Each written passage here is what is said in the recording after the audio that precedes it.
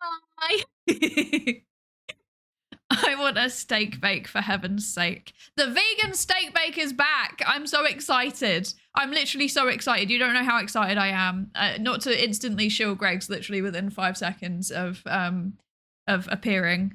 You know, that's a I can explain. Hi everybody. Wow. Hi. Almost 2 years. I didn't give an arm, but I definitely Ow. gave a leg to this community. Hi, Yorishiro. Hello, hello. Thank you for the 19 months. What the heck? How are you recovering? I hope you're recovering okay. I hope you're healing up okay. I hope you're okay. I hope, yes. I hope you're doing good. Please do not sacrifice any limbs for the sake of for the lab. We only are interested in mind, not limbs. Hello, who else is here? Let me see. Please do the lab safety racer check, and if you haven't already, and then I will say hello to you. Okay, let's see. Hello, Woodsticks. Hello, Astral. Hi, Old Man Windbreaker. Hi, Trestira. Hi, Savitar. Hi, Gartingay. Hi, Retty. Hi, Doc Rect. Hi, oh, wait, some of the people I think have disappeared off of my screen. That's a bit weird. Wait a second. Wait 1 second. I don't know where they have disappeared to. Wait, I'm okay. Some people are just not there. I don't understand what's going on there. My thing is a bit broken. Whatever, I'll try and work with what I've got. Hello, wait, okay, where are we? Hello, wait, no, hang on, give me a second, wait. Okay, wait. Check. Hello, Potter. Hi, Potter. Hello. Hi, Savitar. Hi, Ocnus. Hi, Spider Lover. Hi, Jeb Kerman. Hi, I'm Dragon. Hi, Ty. Hi, Astral. Hi, Christophorus. Hi, J5. Hi, Mutant Rana. Hi, Wolf. Hi, Gora Inge. Hi, Nuclear Saltwater. Hi, Anna Kunugi. Hi, Sparks Maker. Hi, Retty. Hi, Antaraki. Hi, Fortress Spy. Thank you for the 10 stream streak. That Red Panda, what the heck? Thank you so much. And Total Beaver, thank you so much for the 40 stream streak. Holy, thank you so much. Hello. Welcome in. Yeah, we're pushing partners. I mean, I hope so. They still haven't got back to me. Laughs nervously. Hello, Chaos Fire Dragoon. Thank you so much, by the way, for sticking around for 40 whole streams, Total Beaver. Like, thank you so much. I really appreciate it. It's helping with the partner push. Thank you so much. Yes, hi, Aux. Hi, Ulamini. Hi, Umadin. Hi, hello again, Orishiro. Hi, Kami. Hi, Dreamer. Okay, let's see. Is there anyone else that I've missed? I think that was everybody, hopefully. If it wasn't, I apologize. Let's see. Mylin. Hello, Mylin. Hi. Hello. New Evangelion series announced today. What? I missed this. Is that, are you joshing upon me? Are you, is this real? Wait, is this real actually? Wait, what? Written by Yoko Taro, are you joking? There's no way. Art thou joshing upon myself? There is no way.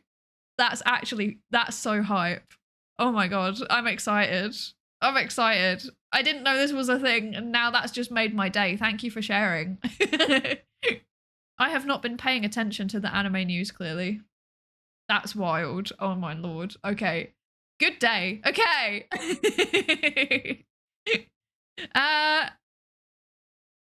I've received a divine intervention telling me I'm powerful. I shall be less silly from now on. You're too powerful even. That scares me, Cleeper. Hello, welcome in. Someone stole the registration forms. Right? Why is this happening? 3 out of 6 stitches were removed today. Still can't go home yet. But soon. Have you been in the hospital this whole time? I assumed that you were home. Oh my. Oh my goodness. I hope it's going okay. Hello, Jagonator. Welcome in. Hello, Cherry as well. Welcome in. I'm so excited. Hi, F Gates. Welcome in. It's real. Oh my gosh. I'm so excited. Yoko Taro's Evangelion was announced before the release date of GTA 6. That's so funny. I'm actually so hyped. I'm very excited. Oh, yeah. Hi, Moya Nazma. Welcome in. Hello, Zerkia. Hello, hello. It is indeed Tuesday, isn't it? It is Tuesday. It's Tuesday. Please, sir, may I have some more? Some watered down gruel for me, sir. Anyway, oh dear. There's also a short animation featured at a 30th anniversary celebration with Asuka visiting all different versions of herself, like it's the multiverse of madness. That sounds horrifying, actually. There comes a point where there is too much Tsundere, actually, I think. Hi, Crystallic. Hi, welcome in. Welcome in. I stayed 3 days only at the hospital. I returned watching streams because I'm back to work, so I need my Oshi dose of commute work. I'm glad. At least it's getting you through the day, I guess, but I do hope that it's not too painful and that you're recovering okay. The first news title I saw was Yoko Taro is writing a new Evangelion series, and knowing Yoko Taro, I wouldn't be surprised if he just sat down and decided to write it and the studio already just found out about it with us. It's actually just fan fiction. It's just fan fiction with a budget. Like, incredible. Incredible. I didn't get the SpaceX job, however, I did get a follow-up interview for the nuclear reactor job. Let's go. I'm sorry, but also let's go. But also nuclear reactor scares me. I'm scared of that. I hope it goes well. I'll keep my fingers crossed for you. I'm sorry about the SpaceX job though. That would have been cool too. But I think that nuclear is cool, but also I'm scared of you. Please don't come within a 50-meter radius of me now because I'm scared of radiation. So, yeah. Nuclear reactors are perfectly safe. That's what they said about Chernobyl. That they said it was perfectly safe. You can't convince me. I'm scared of them. I like them, okay? I want to make this perfectly clear. I am pro nuclear power. However, I just don't want to be inside the buildings. I don't want to be on the site because I'm scared of them. I don't mind living near one even. It's irrational. It's irrational. It's less radioactive inside the building than outside. Okay, I changed my mind. I don't want to be outside anymore. I'm never leaving my house, actually.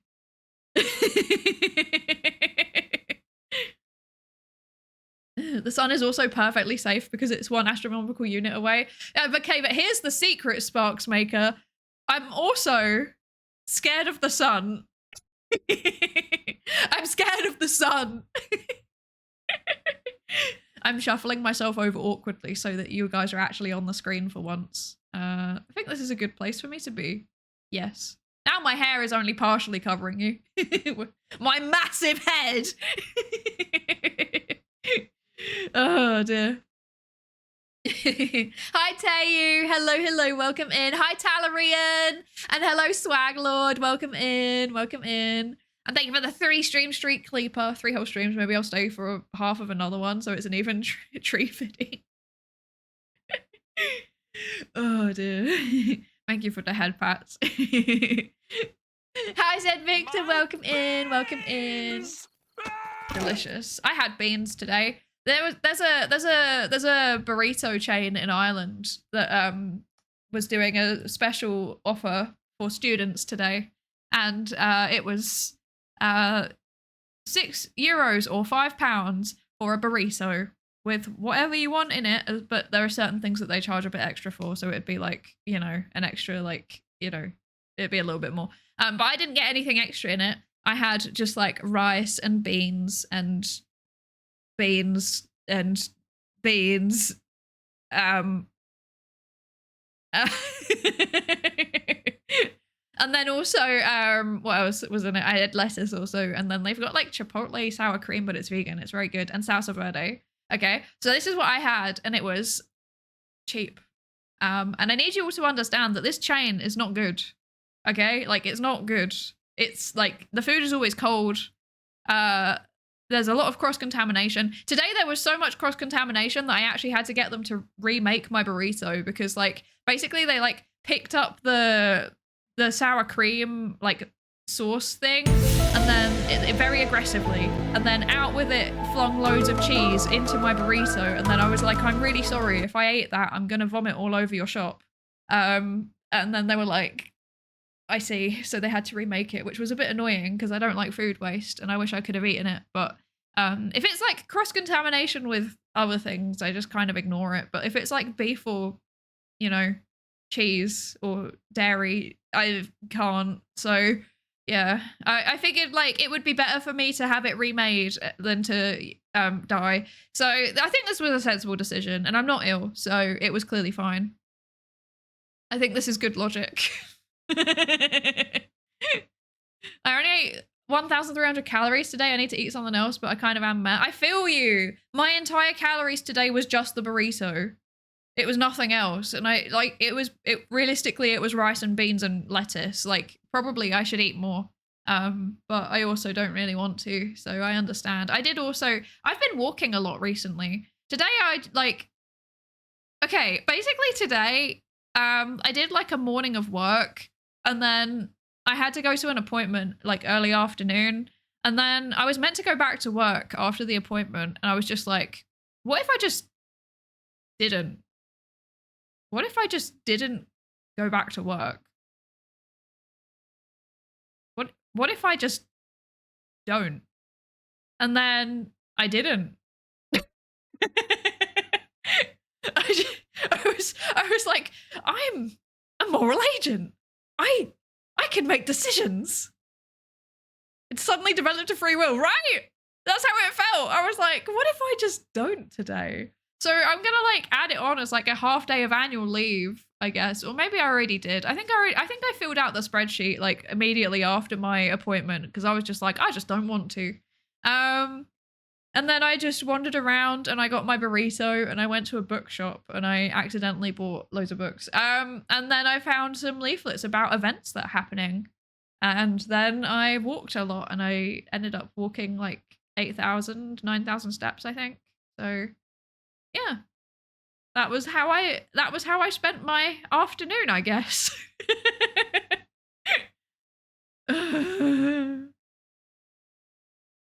So yeah.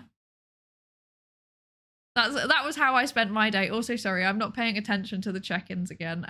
Wait. Basil, hi Basil, hi. Thank you for the lab safety race to check in. And hello, Dark Lord Noir. Hello, I didn't see your chat, but I assume that you said something about the Beaglesaurus novels, and no, I haven't read them yet. I love that you've got a brand and you stick with it. And like every time that you do a check-in, I know that there's something about the I'll get back to them in a second. I'll scroll in a second and I'll see it. But but I should read them. My books did not include the Beaglesaurus novels. And also, hi, Comey Belladonna. Hello. Thank you for the lab safety race to check in. Yes. Got any interesting books while you were skiving off work today? I got, basically, okay. I don't know how to describe this. Basically, there's, a certain, I can't wait. I'm trying to work out how to say what I'm about to say without it being like offensive. There's a certain, brand / philosophy that is very common among, not very common, but somewhat common among scientists and tech bros, which involves, it's sometimes it's the same people that drink a lot of Huel, you know? Like the two things kind of overlap. And often you'll find associated with this kind of things around AI. And I always get told that I should read them, and I never do, right? Because I'm like kind of icked out a little bit by some of the things that they say. However, it's kind of a case of curiosity's got the better of me. And it seems like someone in my area has basically dumped all of their books related to these topics in one of the charity shops. So I managed to get like 4 books that I've been recommended, but I never intended to read unless I could find them for really, really cheap, so that I can then, you know, basically do like a critical reading of them, for lack of a better word. I found a bunch of them. It was like 4 of them, and it's just like someone has clearly had a big clear out type of situation. So yeah, that's what I'm gonna be reading them. I'm gonna be reading them at some point. And I also found a copy of Thinking Fast and Slow by Daniel Kahneman for like, I don't know, it was like £2 or something. I don't know. It was very cheap. So yeah. Yeah. Too good of a deal to pass up. My wallet is crying. Right? I'm always on board for like buying cheap books. I feel like they are, it means that you always have something to do, basically. I am actually, despite being a VTuber, I'm actually relatively offline, I think.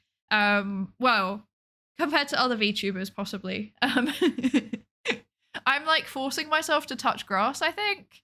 So and like do things that aren't involving a PC, because I work at my PC and I stream at my PC and I do like stream related admin stuff at my PC. And then I'm like, you know what? I kind of don't want to be at a PC. So now I've got my sofa that my dad forced me to get. I can sit on my sofa and read a book. So at the minute I'm like finishing my my library books that I've got out. But once I finish the library books, I'm gonna look for more library books, and if there's nothing interesting that I can put a hold on, then I'm gonna start reading through my little bookshelf collection. And then once I've read them, I'm gonna get rid of them probably, because I don't really like hanging on to stuff. If I'm not going to reference back to it. I might keep Thinking Fast and Slow because I feel like that's one that I would need to reference back to at some point, but the others are definitely not going to be kept, you know? They'll go back to the charity shop, such as the circle of life. I'm a simple woman. I purchase book from charity shop and then I return it to charity shop, and I feel like I'm doing a net positive on the world because I have not contributed to consumption, because it is not producing new book, but also it means someone else can also enjoy book, and it also means money go to charity. So I think this is a win-win, you know? A win-win-win, in fact. And it's also cheaper. I swear there's logic. I swear. But I do also use the library, so yeah. Maybe it was your future self who put them there. Maybe. Maybe. It could be. I should finish Steins Gate one day. Thank you for the head pets, Taylor. And also, hello, Random Logic. I don't know if I said hello to you, but I'm sorry, I can't remember. Hello, welcome in. Okay, now I'm actually gonna scroll through and catch up with chat. Okay, let's see. Okay, I scroll. Oh dear.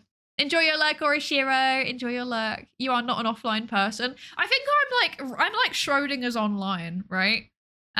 Because I think that I'm like very online in some ways, and I'm very offline in other ways. Do you know what I mean? Like, I'm pretty locked into the online ecosystem, I think, but that's in part because I watch a lot of YouTubers that cover like internet trends. So I don't know, I watch like I've forgotten the names of every YouTuber that I watch now that I'm talking about it. None of them exist. Who are the ones that I watch for like what? Okay, there's some like weird stuff on my recommended. That's a bit, why am I on the wrong account? Let's go to my actual account. There we go. Not my VODs account. There we go. Okay. So I watch Swell Entertainment. I watch I think her name's Tiffany Ferguson, and I watch Scroll Deep. Those are like the three main ones that I watch. And also, you know, if there's like a internet topic that pops up that Moist Critical has covered, I always end up watching it while I'm eating my food, you know? H Bomber Guy is one I know you watch. Yeah, but he hasn't posted in like 17 years. He's working on his on the mythical Adobe video. I wonder if we'll ever see it.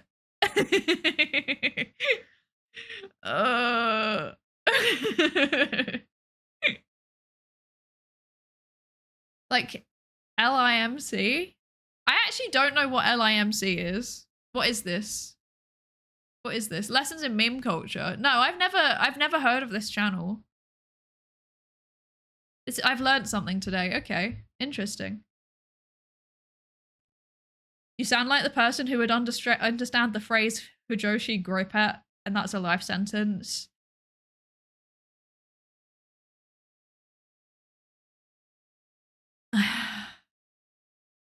Listen, it's part of my job to understand weird niche phrases, okay? Like, I'm literally a conspiracy theories researcher. It's part of my job to know what certain terms mean. And I'm also unashamedly a weeb, although admittedly I don't actually watch that much anime these days. But like, so, I don't like this, but also, I do think I get across. I think I understand what it means. Oh. So hi Betito, hello, welcome in. Thank you for the lab safety race to check in. And also Baron Gemu, hello, welcome in. Mostly watch cooking videos, but I'm trying to watch any lectures that end up online. There's so many lectures that are online. I really like the MIT ones. I normally end up with the MIT ones on in the background sometimes. Lady Pack jump scare, I'm sorry! I'm sorry. Yes, this is I've now got a playlist of stuff, which is I've called it Lo-Fi Rock to Science / Yap to. It is actually public. It is actually public, so I don't know if anyone wants to look at the music that I put on in the background during streams. There you go. That's the playlist link. Hi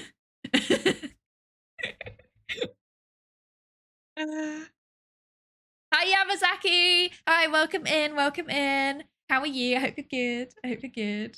And thank you for the posture check. I'm sat up straight, I promise. I'm sat up straight. You professionally terminally online. Exactly. It's literally my job. Okay, I gotta wait, let me have a quick zoom. When are we seeing the STEM Lego hand cam? Good question, Zerkia. The answer to that question is whenever I can be bothered to tidy up my flat. I wish I was joking. That is actually the answer. I have it. It sat on the floor in my flat because there's no space on my table because it's covered in well, right now it's covered in Jingle Jam packages and stuff for Jingle Jam packages, and also my PC fan that broke because basically it's still under warranty. It's a company called Noctua. They have a really good warranty on their fans, but the fan did break. And it like, you know, did that thing where, you know, when the bearing is very obviously gone and it goes like and then it stops spinning. Basically that happened. So they basically told me that I have to send a video proving that it doesn't spin anymore, which is really annoying because obviously I've already taken it out of my PC and now I need to like take apart my PC. I need to, you know, take off one of the fan headers.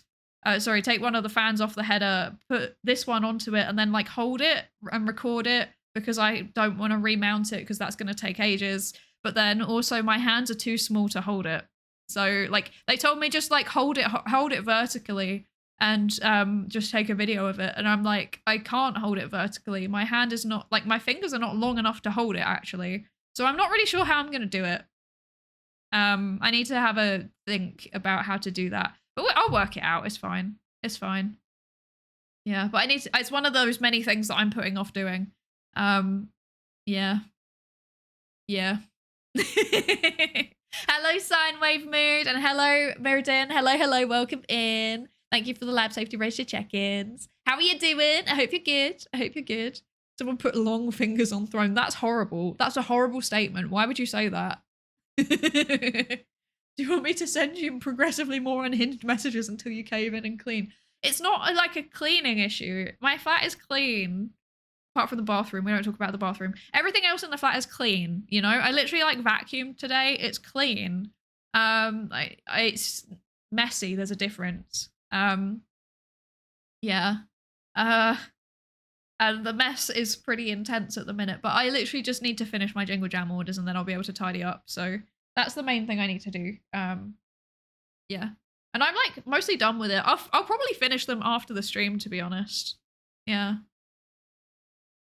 W stream, W support, W vibes. No, you. No, you. You're a big W. How's all your hands? They're like normal sized. I don't know. How am I meant to give a measure for how big my hands are? Like a uh uh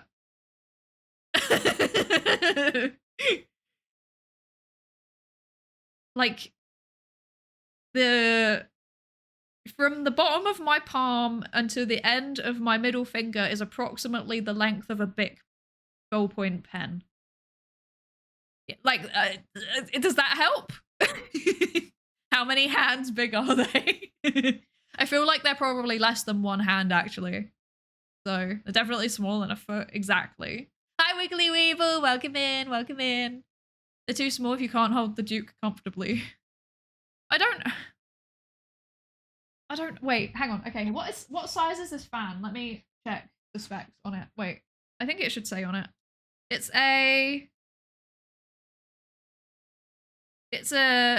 okay, anyone that knows PCs, it's a Noctua Industrial PPC NF-F12 Industrial PPC-2000 PWM. That's the fan make.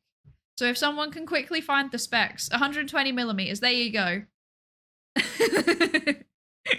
And like, I can hold it, but not comfortably. So what keys can you furthest reach with one hand on your keyboard? Let's see. Wait, I can't see my keyboard. Wait, excuse me 1 second. Okay, I probably sound weird because I had to move my microphone. It's not awful. I can reach from, comfortably. Is it comfortably or just like maximum? Because there's a difference between comfortably and maximum.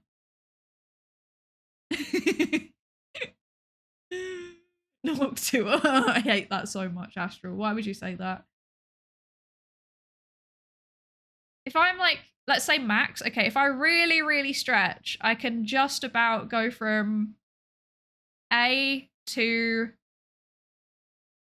apostrophe. Or Q to like open square bracket. Yeah, that's about what I can do if I really, really, but that's not comfortable. The furthest I can do comfortably is A to L. Yeah. Average hands, thank you. I feel like I have average hands, you know? I don't know. Sometimes I look at other women and I'm like, you have such nice little dainty hands. And then I feel like I don't have very dainty hands. I have stumpy fingers. I have stumpy fingers. Like my palms are longer than my fingers and I feel like it looks a bit weird. I don't know. I've always been insecure about my hands, which is why I wear nothing.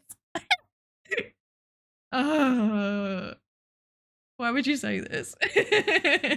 I've always been insecure about my hands. You have mid hands. Yes, thank you.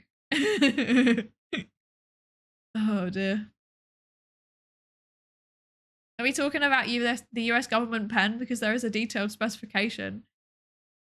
I did not know that there is a detailed specification and I love that. That makes me happy. I can fairly comfortably reach from A to apostrophe. You might have slightly larger hands than me. I struggle to be honest. Like, I have to really stretch in a painful way. So, yeah. I should also mention I don't know if it makes a difference. I think my keyboard is a 60% keyboard. Potentially, maybe. I'm pretty sure that's what it is. Wait, let me double check.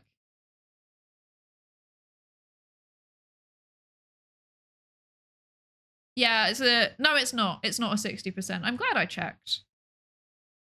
It's not. It's an 8. No, it's not an 80. What is this? Huh? It is neither 16 or 80. It is 65. There you go. My keyboard is a 65%. So, yeah, it's like a bit more squished together than it would normally be, I think. Yeah.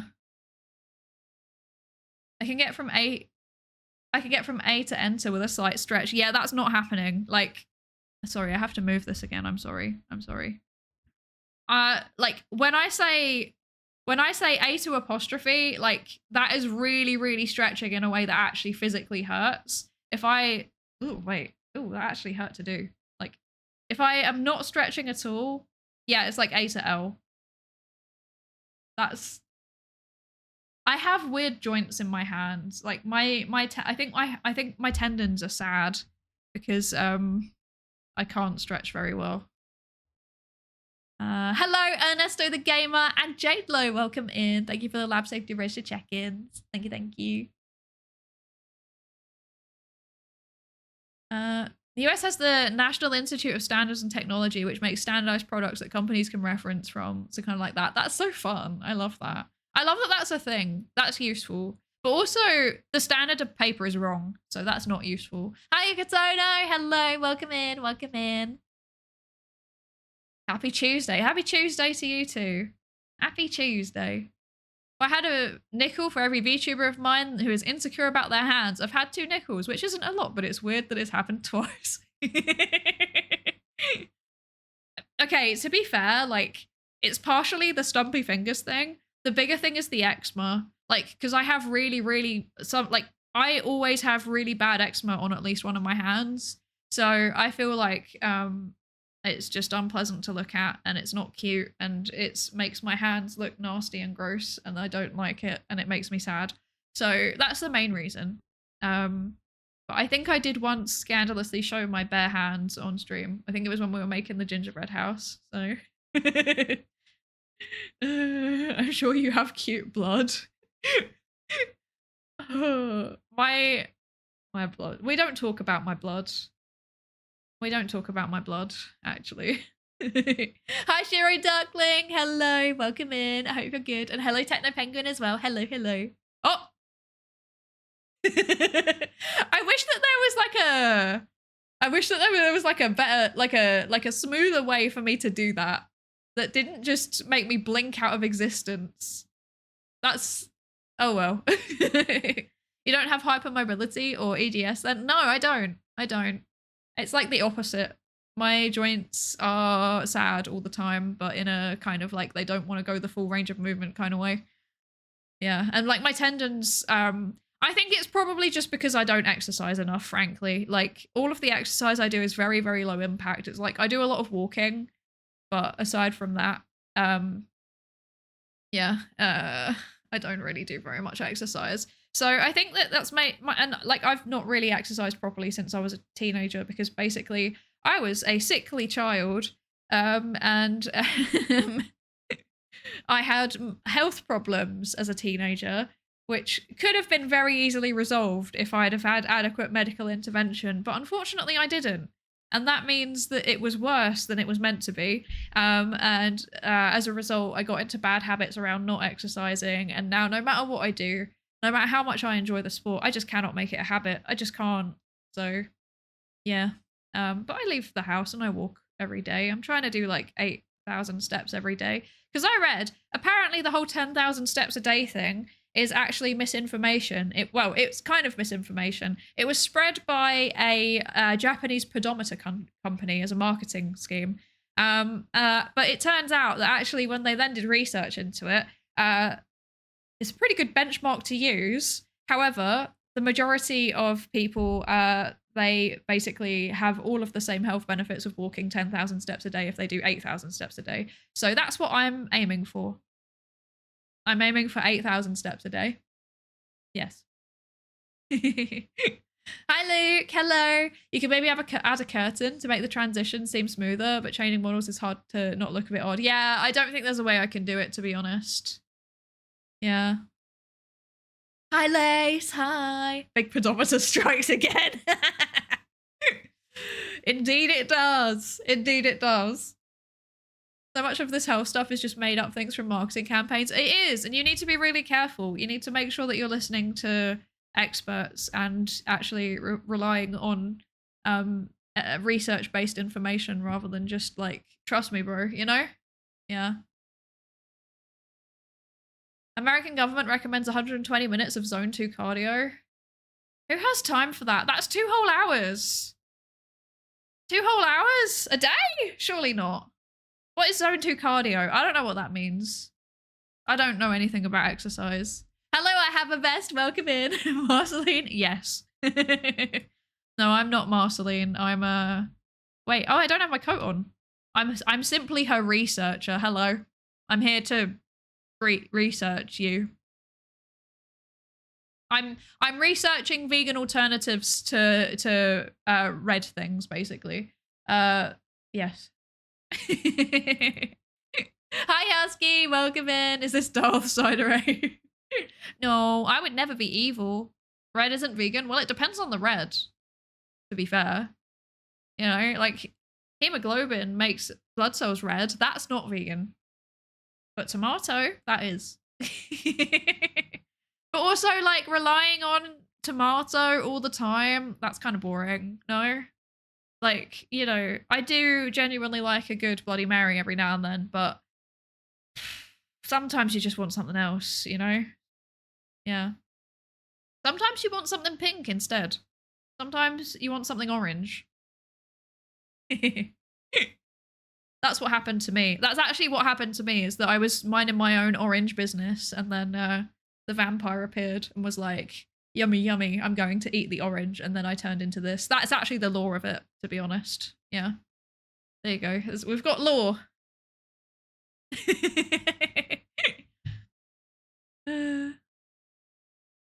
Hello, KB Gaming. Welcome in. And Albert Floof as well. Hello, welcome in. Thank you for the lab safety race to check in. And also Dumpster Juice and Ginger Maximus as well. And Spooky One as well. I'm sorry, I think I missed you. Yes, welcome in, everybody. Hello, hello. Cockney is common as a dye and unfortunately not vegan. No, that's the one that's made out of bugs, right? It's like ground up bugs. Kind of makes me nervous. Kind of... Ew. Pink, orange, and purple all have red, so they're just not nutritionally complete. Wait, you're right. I wonder if you have to, like, supplement them together, you know? Like, maybe you need to have purple and orange together to kind of offset each other. Like, the other primary colors offset each other, maybe. We're making strides here, scientifically speaking.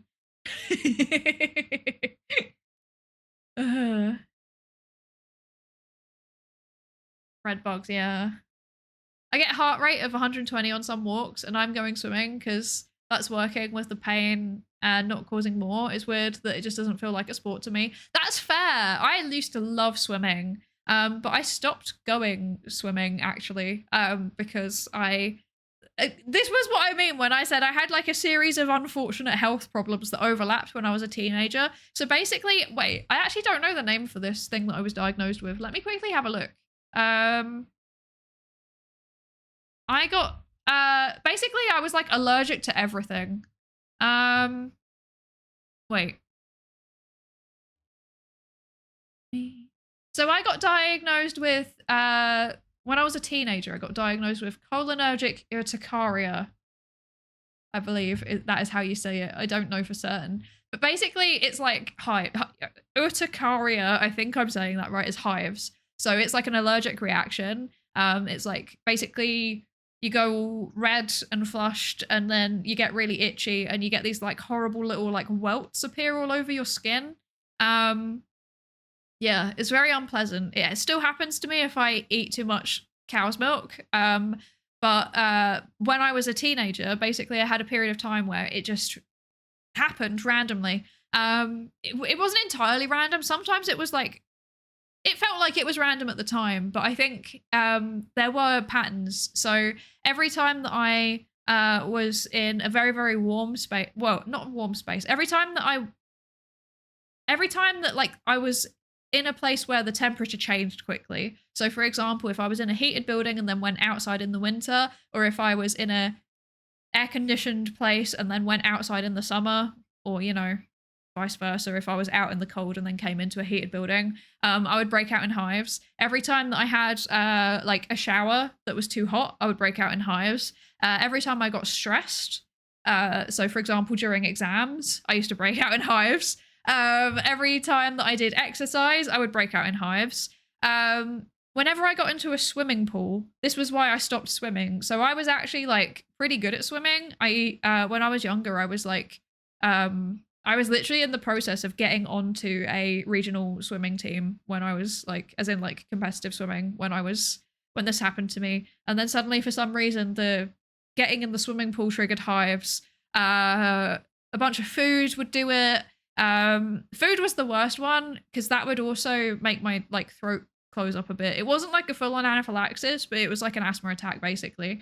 What else? Certain medication used to do it to me. So basically there was a period of time where like I was just constantly itchy and disgusting and unpleasant all the time. And it lasted for years. I think it started when I was like 12 and it continued until I was about 16. Do you have a histamine sensitivity, hypersensitivity? I don't know. I'm on like, oh, I haven't taken it. Wait, sorry, 1 second. I'll be back in a second.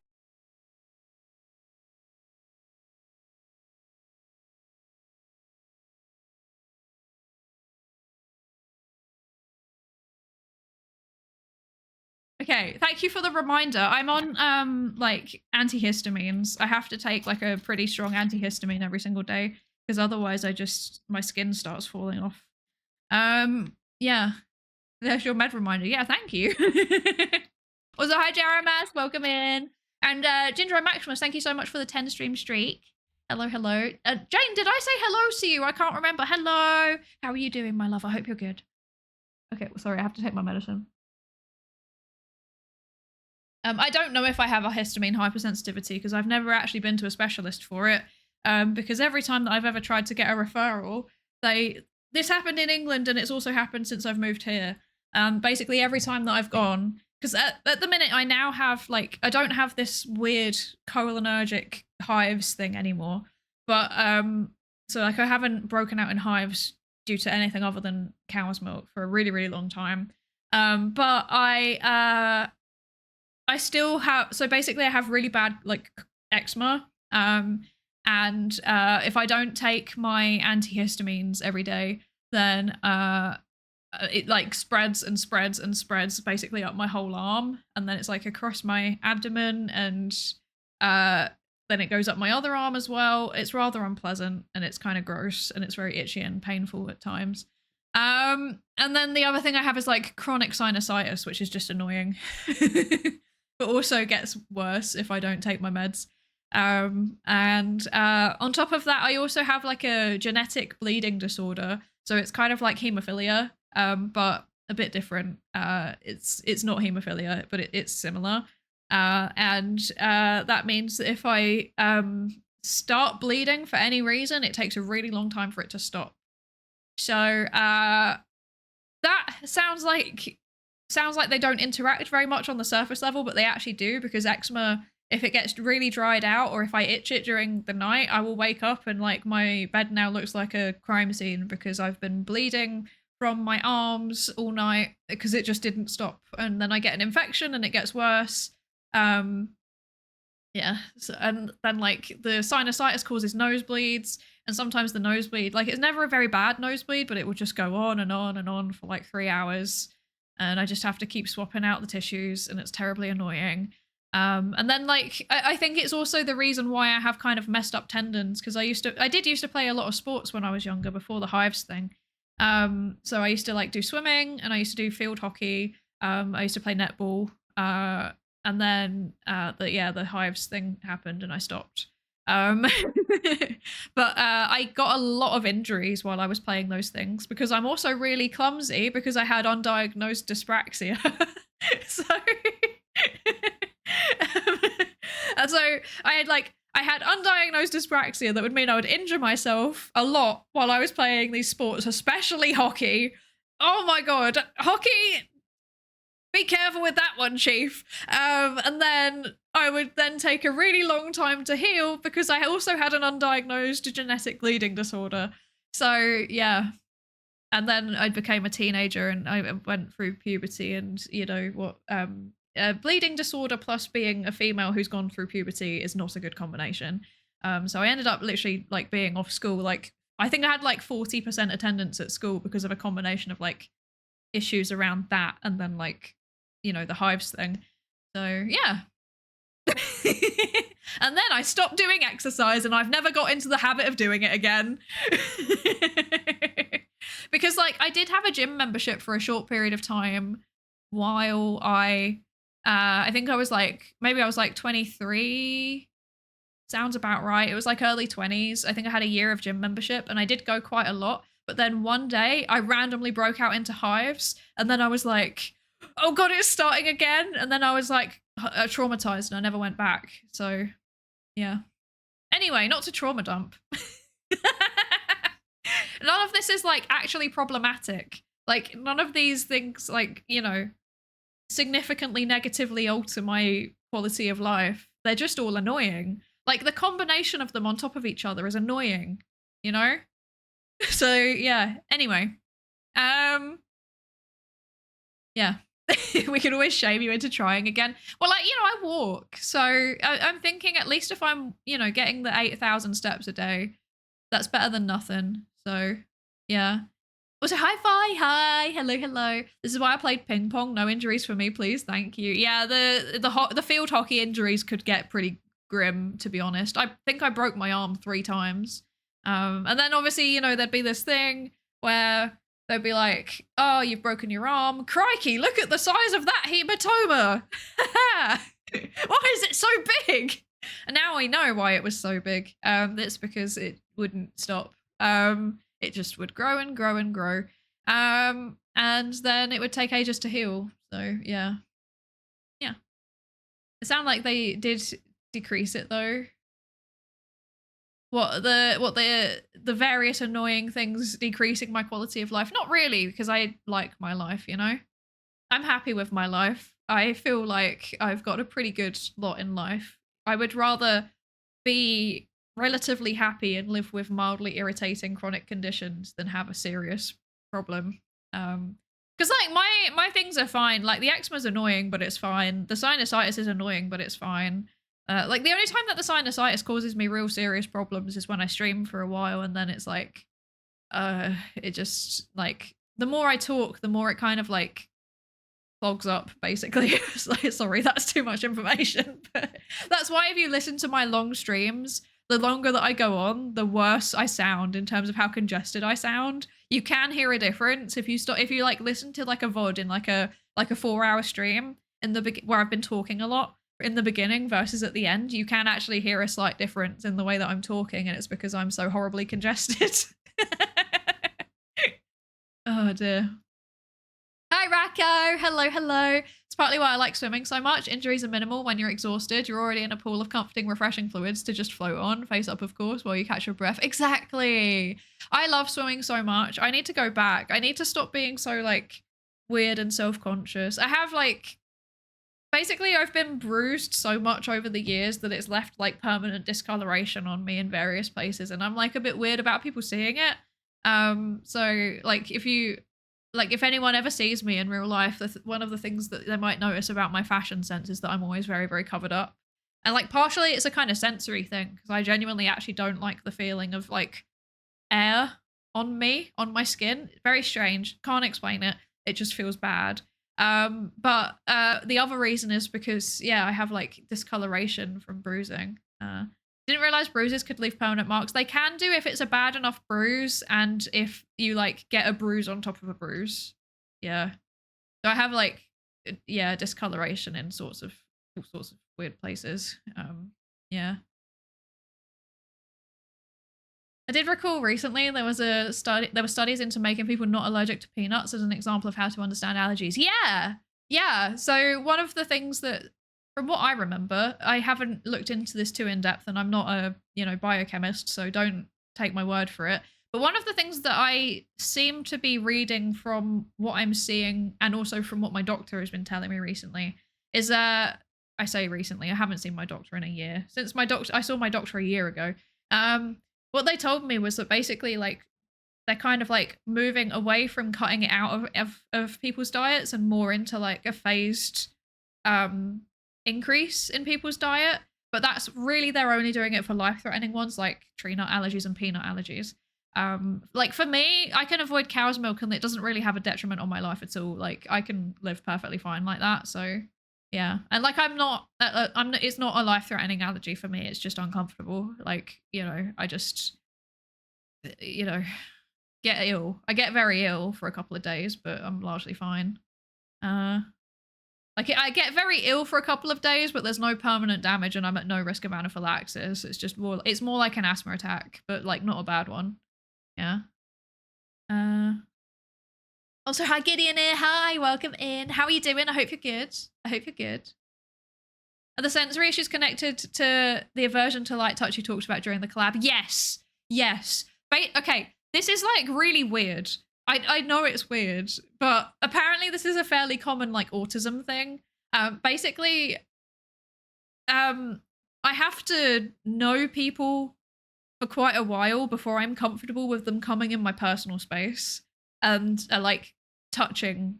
Yeah, so like people, like I often people will be like, can I give you a hug, for example? You know, people that I don't like, colleagues, for example. Like if I go to a conference, then I'll see colleagues that I don't really see very much in real life, and they'll be like, can I give you a hug? And I'll be like, no. No, because I don't like know you well enough, if that makes sense. Yeah, I'm very weird about it.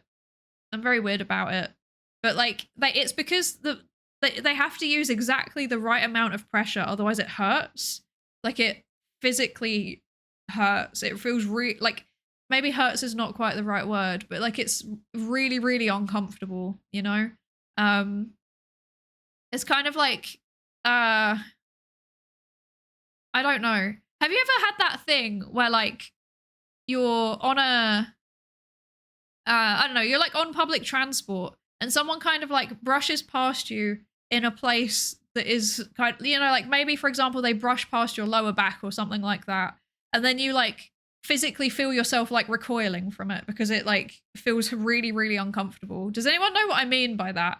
Or is this just like me? Is this continuing to be me? Like, that happened today? Okay. Basically, it's like that. It's that feeling, but like worse. It's that feeling, but like it almost like hurts. That's the best way and I can explain it. No, and I'm autistic. Oh. I see. I don't know. Like, okay, for a fellow autistic, the way that I would describe it is being touched in the wrong way to me is the same as like being in a really, really loud room for an extended period of time. It hurts, but it doesn't quite hurt. Like, hurt is not quite the right word. It's like really seriously uncomfortable, but it's a bit beyond discomfort. It's like somewhere between discomfort and pain. Yeah. I never really know how to describe it. It's very strange. Yeah. Mentally painful. Yeah, it feels, do you know, it almost feels like I'm being tortured, you know? It almost feels like that. It feels like I'm being tortured. But then like once someone is like in my mind, once they're like a safe person, they can touch me. I won't care. They can get all the hugs they want. But like the amount of time it takes for someone to become a safe person also varies depending on the person. There doesn't seem to be any rhyme or reason to it. It just happens. It's like listening to Enter Shikari. Spooky one. I'm so sorry to break this to you. I actually like Enter Shikari. In fact, wild lore drop. There was a period of my life where I actually had an Enter Shikari fandom Tumblr account. I'm sorry to do this to you. Did you know that there used to be a subculture on Tumblr that would post thirst traps of band members, and one of the bands was Enter Shikari. I didn't post the thirst trap, so I do the thing with the lyrics on a background. Oh god, sounds horrific. It was pretty bad. It was pretty bad. It would be like loads of pictures of like, I don't know. Oh, what bands were like really big thirst trappy bands? Like Ladder Spute. It'd be like Ladder Spute, The Story So Far, What else? Oh, I'm thinking BTS. No, this is. How old do you think I am? I wasn't born yesterday. It's not as horrific as Enter Shikari sound. I can't help it, okay? I like metal. I like drum and bass. They're a bit of both. They satisfying, okay? Leave it out. The BTS stands are old enough to vote. Stop it, Kalipa. Stop it. No, they're not. They're all 12. Stop it. I don't like this. Massive Pendulum fan. You know what? Pendulum never quite tickled my brain cells in exactly the same way as Enter Shikari do. Because I think I'm slightly more of a metal fan than I am a D&B fan.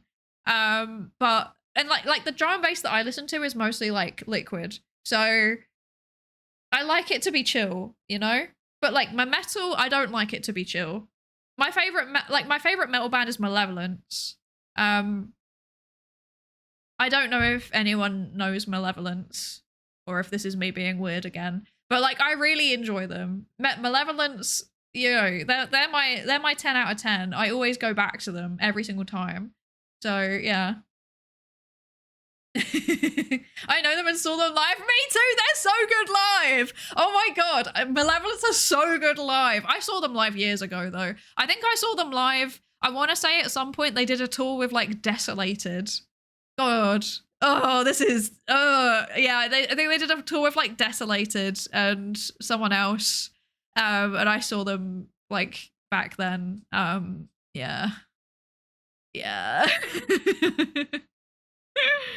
In like 2013 or 2014 or something. It was over 10 years ago. Good God. Oh God. Oh dear. It seems like a game of viewers trying to guess your likes and being wrong. What do I come across as? I feel like, I don't know. I'm gonna use the last bit of the ad so that the people who aren't listening to ads, like you can all hear me shuffle around in an uncomfortable and highly unprofessional way. But the people in the ads can't hear it, so we're all good. This is our little secret. Yeah. A creature. It's true. I'm not used to Psy being used as a. I mean, I'm not used to Psy being used as a shortened name, Psydere, and not just Gangnam Style. Why not both? You know, I have seen Titan, my manager, perform Gangnam Style at karaoke, and I gotta say, he kind of slays at it. He's very good. I love your model, by the way. It reminds me of Marceline a lot. Thank you. So my like default model is the orange one. And this one was basically. So when I asked for this model, I actually asked for it as a joke. I said to Mylin, my beloved model parent. Wait, let me. There you go. Mylin, you're getting a shout out. I'm sorry. I'm sorry to do this to you. My beloved model parent who did my art and rigging. I said to them like I sent them a sketch that I'd done, which was like my VTuber character as an Adventure Time style, and I was like, haha, what if? And then they were like, hold my beer. And then I woke up the next day and suddenly there was a model, and I was like, I see. So, and now I won't stop using it because I love it so much, you know. I love it so much. I butchered a bunch of songs at karaoke, but the worst is probably last time I subjected a bunch of people to Lonely Island's one song. I thought that was iconic, to be honest. I thought that was iconic. I loved it. Like, I feel like there's two types of karaoke that's enjoyable. One is karaoke that's very, very good, and the other is karaoke that's very, very bad, but done in a fun way, you know? And that's fun bad. You weren't even like horribly out of tune or anything though, right? So, oh dear. But yeah, so Mylin made this model, and then And then I was like, what if for Jingle Jam, I did a funny teehee and made Marceline themed model. And then Mylan was like, yes, you may reskin the model. And then I was like, okay, I'm doing it, thanks. And then I did it in like one evening of hyperfixation. So yeah. I didn't really change much. I just recolored stuff. But I think the only thing that I did change is obviously the bite marks and the teeth. Wait, I can do it.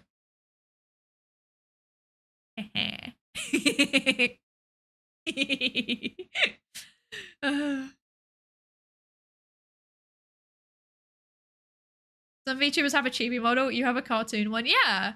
And maybe one day I will have different cartoons as well. Because I like anime. I love anime, but I also like not anime, you know? I like honestly, if I had a model for every like style that I have watched, I would have some interesting ones. Teletubby model. A Teletubby model would be simultaneously hilarious and horrifying. That would be so good though. You could have like a green screen on the belly and then just put random stuff on it. And then I'd be like, hey, I'm gonna show you guys some things. And then I just show it to you on my green screened belly. Oh god, it's awful. I hate it. Oh dear. Oh dear. I came here from your Agricom panel. No, I thought it might have been you. I didn't want to say anything, but I thought it was you. Hello. Mr. Blobby model? That's awful. Does everybody know what Mr. Blobby is? Hands up if you don't know what Mr. Blobby is. Wait. No, okay. I'm about to ruin your day.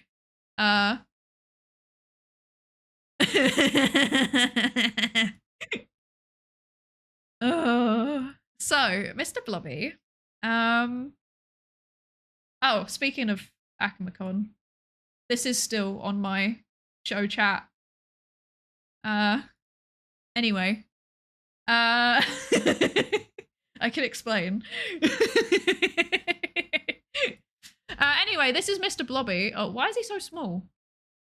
This is Mr. Blobby. And he turns up, he comes through the door and he goes, Blobby, Blobby, Blobby! I don't know what else he did. That was an entire personality, to be honest. Yeah. Hi, Ghost Hardware, welcome in. The face of evil, he really is, isn't he? Repressed childhood memories returning, I'm so sorry. Yeah, this was a kid's thing, by the way. This was a kid's thing. I've only seen Mr. Blobby appear as a guest on panel shows. Yeah, he like appears on things randomly. Even now, he sometimes randomly appears on things. There's a trademark row at the center of a superfan who bought rights to become a tribute act of Mr. Blobby. Oh my goodness. Wow. He was intended as a joke by making a mascot that would be too horrifying to be taken seriously. Then he did become one. That's so funny. That's so funny. Yeah, he communicates only by saying Blobby. Like, he literally can't say, he's like a Pokemon. He's literally just like, Blobby, Blobby, Blobby, Blobby. Oh my lord. The 90s were a wild time. Anyway. Yeah, that's the thing. The picture makes me feel violated. That is wild. That is wild. The sleep paralysis. Oh, welcome in, Rubes. welcome. Also, sorry, I haven't been paying attention to the check-ins again. I'm so sorry. Hello, Yoavco. Hello. And hi, Otaco Tan. Hi. How are you doing? I hope you're good. Oh, dear. Mr. Blobby, he's here and he's ready to commit crimes. And hi, Hunter, as well. Hello. Thank you for the lab safety register check-in. The eyes and the mouth. It's too many teeth. It's too curved. He's perfect. What are you talking about? He's perfect. His first appearance was on a show with the concept of rage baiting guest stars by insisting he was a beloved character, while he just annoyed the celeb. That's so funny. Maybe we could make a Mr. Blobby themed character. It's not impossible. But then that would be a really boring stream because while I'm using it, I would only be able to go blobby, blobby, blobby, blobby, blobby, blobby. I'm not sure that this is peak content actually. Like this could be a good funny joke potentially, but I'm not convinced. I'm not convinced. I'm enjoying the cartoon talk. I've been doing well too. I'm good, thank you. I'm good, thank you. I'm glad that you're doing good. You could just say Psydere over and over again. Say sigh. Just bring up a paper and I'm just literally like, psychology, psychology, psychology, psychology. Dairy, dairy, dairy. Oh dear. What dairy type do you all think I am? This is something that I think about sometimes. You know, I chose my name because like it was meant to be like a joke, you know? It was meant to be a joke, except it's a joke that nobody understands until I explain it, which means it's a bad joke. But it's also kind of catchy, so I'm not mad. Like nobody's ever said anything that implied that it's a bad name, apart from one guy. Once I got one guide on YouTube, my first ever YouTube video where I like posted my debut, like not my like newer model debut, not my Adventure Time model debut, not even my actual like design Vroid debut. No. My original debut back in like November 2023, where I made a very brief presentation that was like, hello, I am a psychologist. I am bad at streaming. Anyway, now we're playing Lego Star Wars. By the way, I've been playing Lego Star Wars on stream for 2 years and we still haven't finished it. Basically I got one guide because a guy came into the comments and was like, your name is Psydere, but actually this doesn't make any sense because actually dere is a suffix which indicates a type of romantic attraction or a profile. It's a trope. And actually, I think you'll find that psychology is in fact not a dere trope that you can be because it does not pertain to your romantic way of expression. And I was like, okay, buddy. The reason why I chose Psydere as a name was because it was a joke with myself that nobody understands. The reasoning was this. Dere types are a personality type. And as a psychologist, I don't like personality types. I think that personality traits are a spectrum. They are not like a binary classification system. And therefore, it was like a joke within myself that I'm calling myself Psydere because I'm a psychologist that doesn't like personality types. Nobody ever gets it until I explain it. Which means it was a bad joke. Oh dear. Yeah, MBTI dere.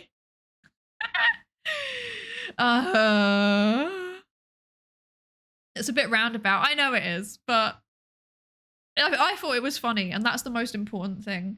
Sometimes bad jokes are the best ones for one person, yeah. I thought this was pronounced like one of those Stella Artois ads. Cedra. No. But I am going to go ahead and say that if I ever manage to be big enough to have custom merch made, one of the first things that I would make for any over 18 viewers would be Psydere cider. So yeah, it's still funny, thank you.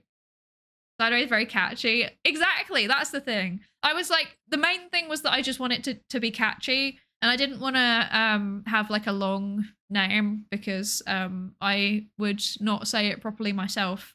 So I thought I'm just going to stick to short, and I'm going to stick to something that I understand and that most weebs would understand. Like I think that, you know, the name Psydere kind of, like, you know, if you're a weeb, you know what a dere is. Like, you know that what the dere types are. You know, Psy probably means psychology, or at least you do after interacting with any modicum of my content. So therefore, it's fairly easy. Like, it makes sense, you know, someone that likes psychology.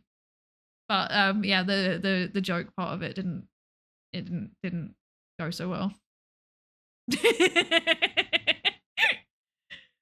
But yeah, what dere type do you all think I am? I actually want to know. What do I come across as? What are the main ones again? There's like, wait, what dere type do you think I am? So there's tsundere, dere, yandere. What else? Kudere.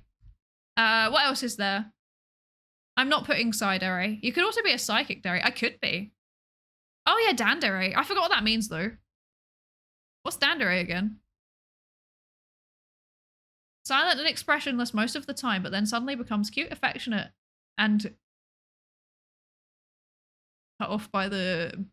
I've been cut off by the summary. When suddenly becomes dere when they're alone with their love interest. How is that? Okay. There's also Bakadere, but you seem too clever for that. Are you sure about that? Are you sure about that? I ain't so sure about that. Oh dear. Borodere, Yotadere, and stuff. Anime man shorts. I should watch those anime man shorts. I should watch those. Ku, Tsun, Yan, Hime. Oh, I forgot Hime. Yeah. Just friendly in a platonic way. I forget what that's called, honestly. I think it's Ku or something like that. I think Ku is the people that are like entirely emotionless. They're like the robot type of girls. They're like the autism stereotype. I would personally describe them as wait, actually, I don't remember the developmental classifications. Is it anxious avoidant? It would be really fun to match up the dere types to developmental attachment styles. That's the word. Yeah. Yeah, exactly. Rayon and Army, exactly. Yeah. I voted dandere because you were reserved in person but very giggly here. I think that's valid, actually. That's valid. The thing is that like, okay, here's the thing. When I'm in a new environment and I don't know anyone there yet, I get really nervous. Not nervous, actually. Nervous isn't the right word. I was nervous to do the panel, in fairness. I was very nervous to do the panel because that was the first time I'd ever done it. But like being in a new environment, like learning where everything is and then like interacting with new people, I find it very overwhelming. Tiring. That's the best way to describe it. I find it really, really tiring. I enjoy doing it, but I find it really tiring. So then I end up coming across as quite reserved, but then the second time that you'll see me in the same environment, I'll be a bit more like I am on stream. Yeah. That's fair. I felt similar. Yeah, I think it's a pretty common experience. Hi, Flatulence Incarna. Hello, hello. How are you doing? I hope you're good. Thank you for the lab safety race to check in. Good to see you looked exactly like this model, though. There you go. Confirmation that in real life I am, in fact, a vampire. Oh, dear. I'm a hype moments and aura anime fan. I know nothing of these. That's so fair. I cannot associate any of the dere types because I'm a mix of a few of them rather than just one, and it highly depends on social context and current mask. Exactly. This is what it boils down to. This is what it boils down to. If there is any system that alleges that it can classify you into a category based on your personality, it is nonsense. Okay? All personality traits are a spectrum, and on top of that, so personality traits basically reflect a pattern, a tendency of behavior. It doesn't mean that you always act that way. So for example, someone can be high on extroversion, but in certain circumstances come across as being introverted due to other reasons. I am an example here. I'm like on the kind of like mid to high part of extroversion, if I remember correctly. Like I'm not super, super high, but like I'm above the midpoint, you know? And I think that normally comes across if I'm with people that I know well, or if I'm in an environment I know well. But if I'm in a new place, the autistic sensory overload / disruption to my routine overrides my extroversion. And then I'm not able to create a coherent sentence anymore. So yeah, basically, if you want to see me at my best, don't meet me for the first time in a new place. Sorry about that. The damage is already done. Okay, right. Let me see the results. Wait. Interesting. Okay, so Okay, equally split between Derry and Dandere. Interesting. Interesting. So you will think that I'm either very, very affectionate and open about how I am feeling and things, or I'm reserved around friends, but more open with someone that I have a romantic interest with. Very interesting. Is Derry like... Wait, hang on. Overly affectionate. Yeah. Interesting. This is very interesting. Dandere. Dandere is someone that's kind of like reserved around most people and then very open with their love interest. Yeah. Yeah. I love socializing, but it drains so much energy. I'm mostly living introverted. I think that's a pretty common introvert experience. Like, introvert doesn't mean that you don't want to socialize. It means that you find it tiring. And I don't find it tiring if I'm in the right kind of environment and with people that I know. Which, there comes a point where I'm probably adding so many asterisks that, like, it's getting a bit ridiculous. But if I go, like, a week without socializing with anyone, it doesn't have to be in real life. It can be on voice chat. Like, this is why I really love streaming. Basically, it gives me my, like, extrovert boost, you know? It lets me be extroverted in a way that's, like, I can control it. But yeah. Like, if I go a week without talking to any of my friends or anything, then I get a bit, like, cabin fevery, and I get really depressed. So, whereas, like, if I have a full week solid of socializing with people that I know really well and it's in environments that I know really well, then I don't find it tiring at all. Like, the thing that I find tiring isn't seeing my friends, it's the going out of the house. So, yeah. So that's why I always say I like lean more extroverted, but I do also need a bit of recharging time sometimes, you know? Yeah. Like, when I went to go and see my family, I was traveling and, like, socializing with friends and family over Christmas for, like, 2 weeks solid. Like, I did not have a single day off. I was either socializing or traveling every single day.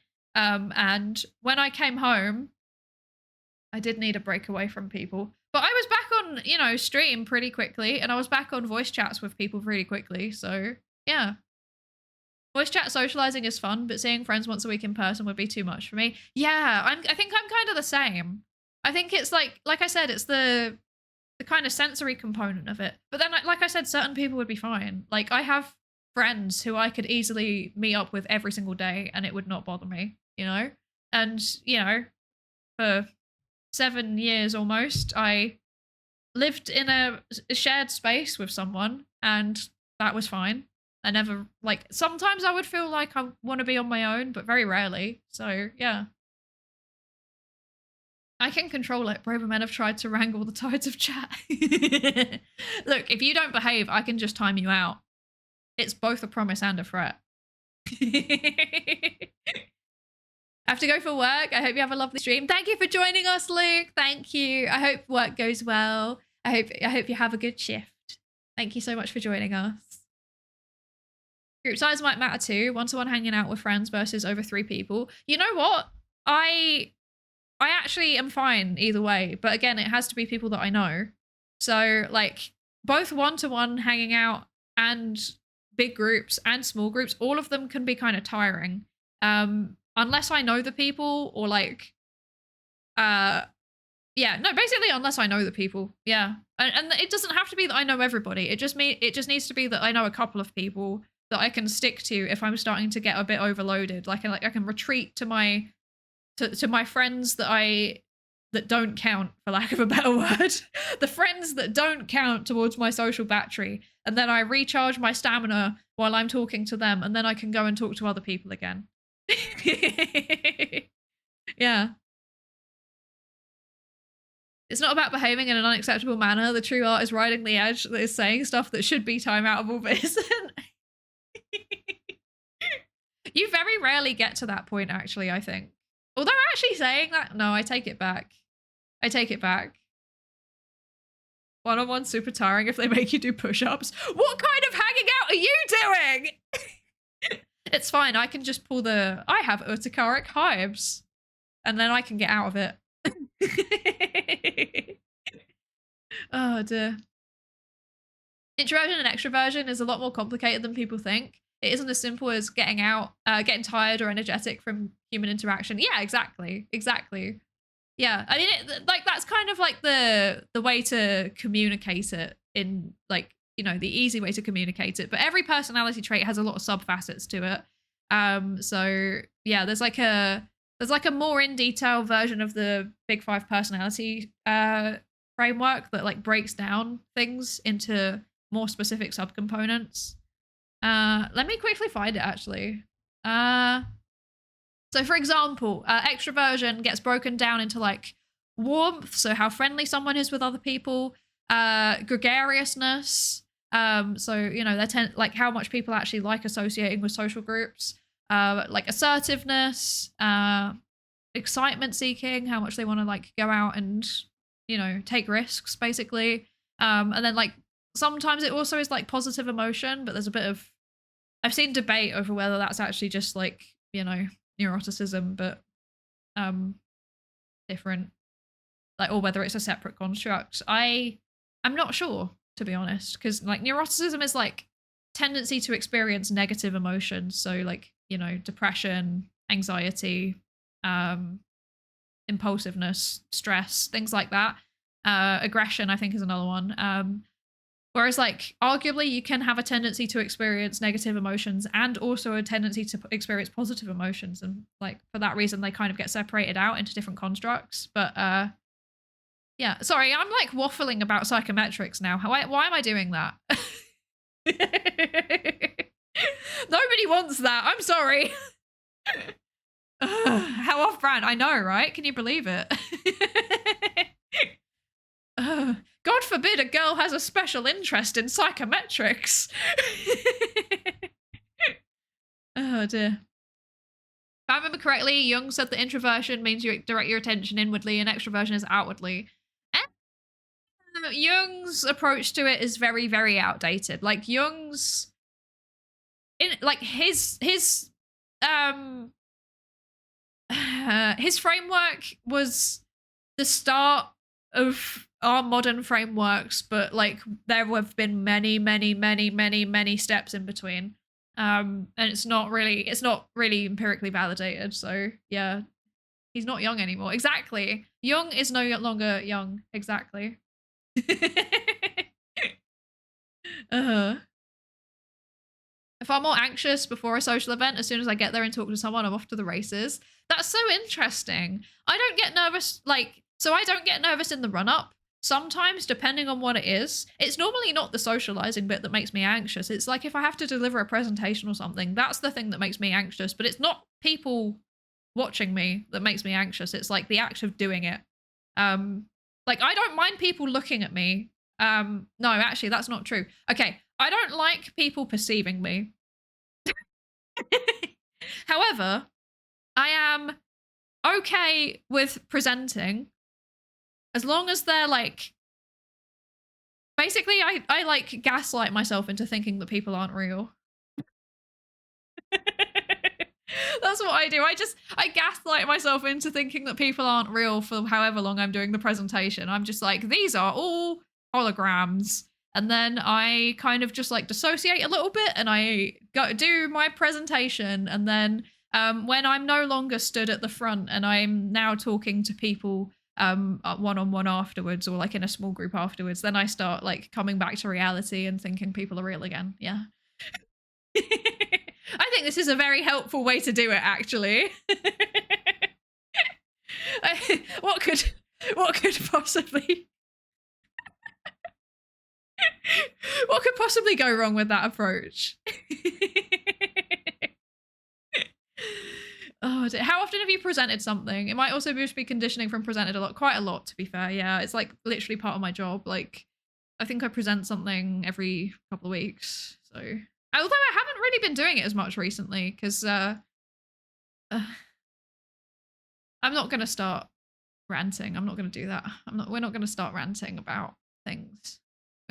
Don't send me off on the work tangent. I've already ranted to someone about my work today. It's not like a bad thing. I love my job. Okay, I need to say I'm definitely not saying this because I know that my manager follows me. But like, genuinely, I mean it when I say I love my job. I really love my job.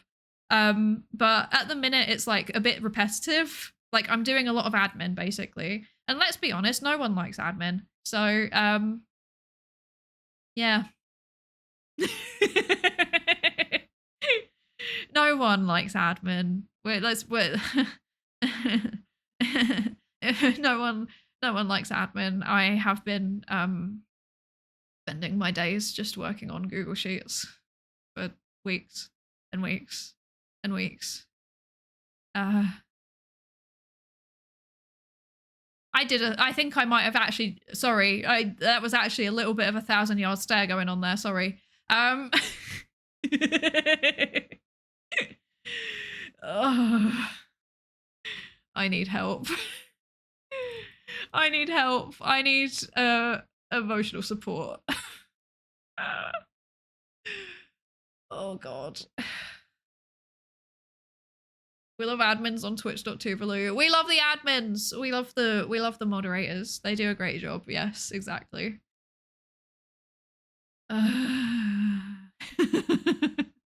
I'm so I actually don't know how to bring the whole stream back from there. I'm so sorry. I'm like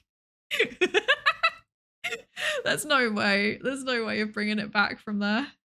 I need an adult. Me too, buddy. Me too.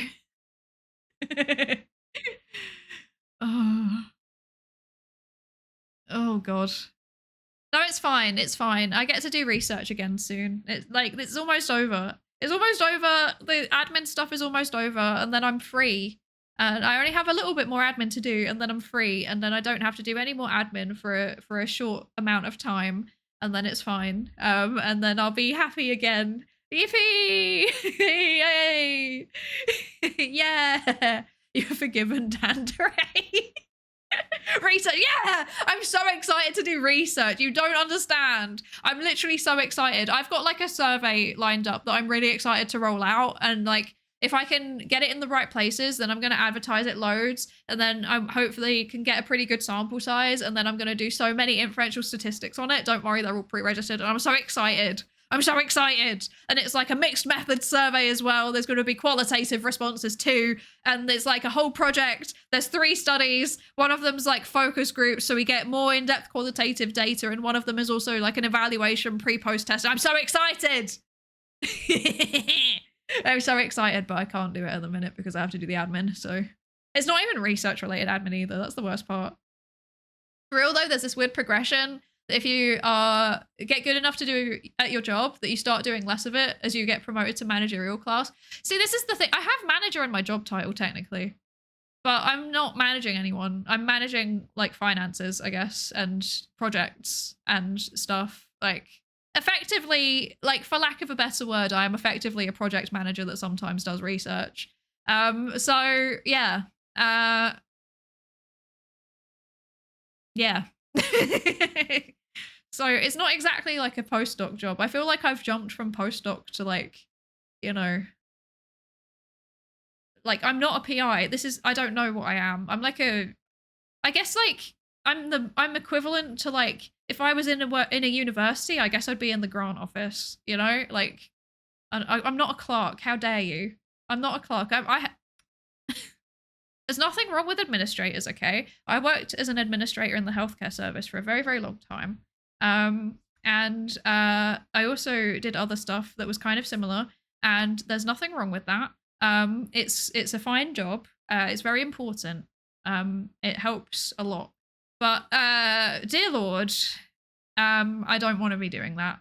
I do actually have to think, you know, like it's not just filing paperwork all the time. I have to like do budgets and stuff. So yeah, postdoc. I'm in a really weird position with it. It's like I think the best way to describe it is yeah, like I'm a research manager, I guess. Like I do a bit of finances. I do also do a bit of research, which research managers do sometimes do. But like the research that I'm doing is postdoc level. Like I'm mostly independent, but I'm being supervised a little bit. But it's mostly independent. Like I did the design for it. I, you know, did most of the ethics application for it. there was a bit of input from my colleagues, but I mean, there was a fair amount of input from my colleagues actually, because they took over while I was off work. But you know, it was like mostly me, and like I did a lit review, and again, that was like me pretty much entirely. I had a bit of help from a research assistant. So I guess I am kind of a postdoc, but not quite. And also, I'm not like, my job is not research intent. Like, I don't do the same kind of research that I would be doing in a university, and I can't churn through multiple studies that are kind of tied together easily because I don't have access to an ethics board. So we have to pay an extortionate amount of money to an external one to review our studies. Yeah. Yeah. Management, the bane of every autistic, no matter what side of the desk you sit. I agree. I fear for the day that I have to manage somebody. I actually really don't want to. Like, I think I would rather just not. And I would like, I don't, and I'd like to keep it that way. A psychologist thinking? I know. Shocking. A shocking concept. Imagine thinking. Oh dear. Don't you hate it when you have to not do research? I want to though, that's the thing. And like I'm interested in the research that I'm doing, but like it's a kind of trade-off, right? If I was back in academia, so if I was a postdoc instead of the job that I have, I think it would be a lot more precarious. I think I would, you know, my job would be dictated on whether I got funding for my job, basically. Whereas like at the minute, I don't have to think about that. Like there's effectively PIs in my organization that get the funding, and then I implement the project, or I do like, you know, management stuff that helps existing projects. Like that's what I do.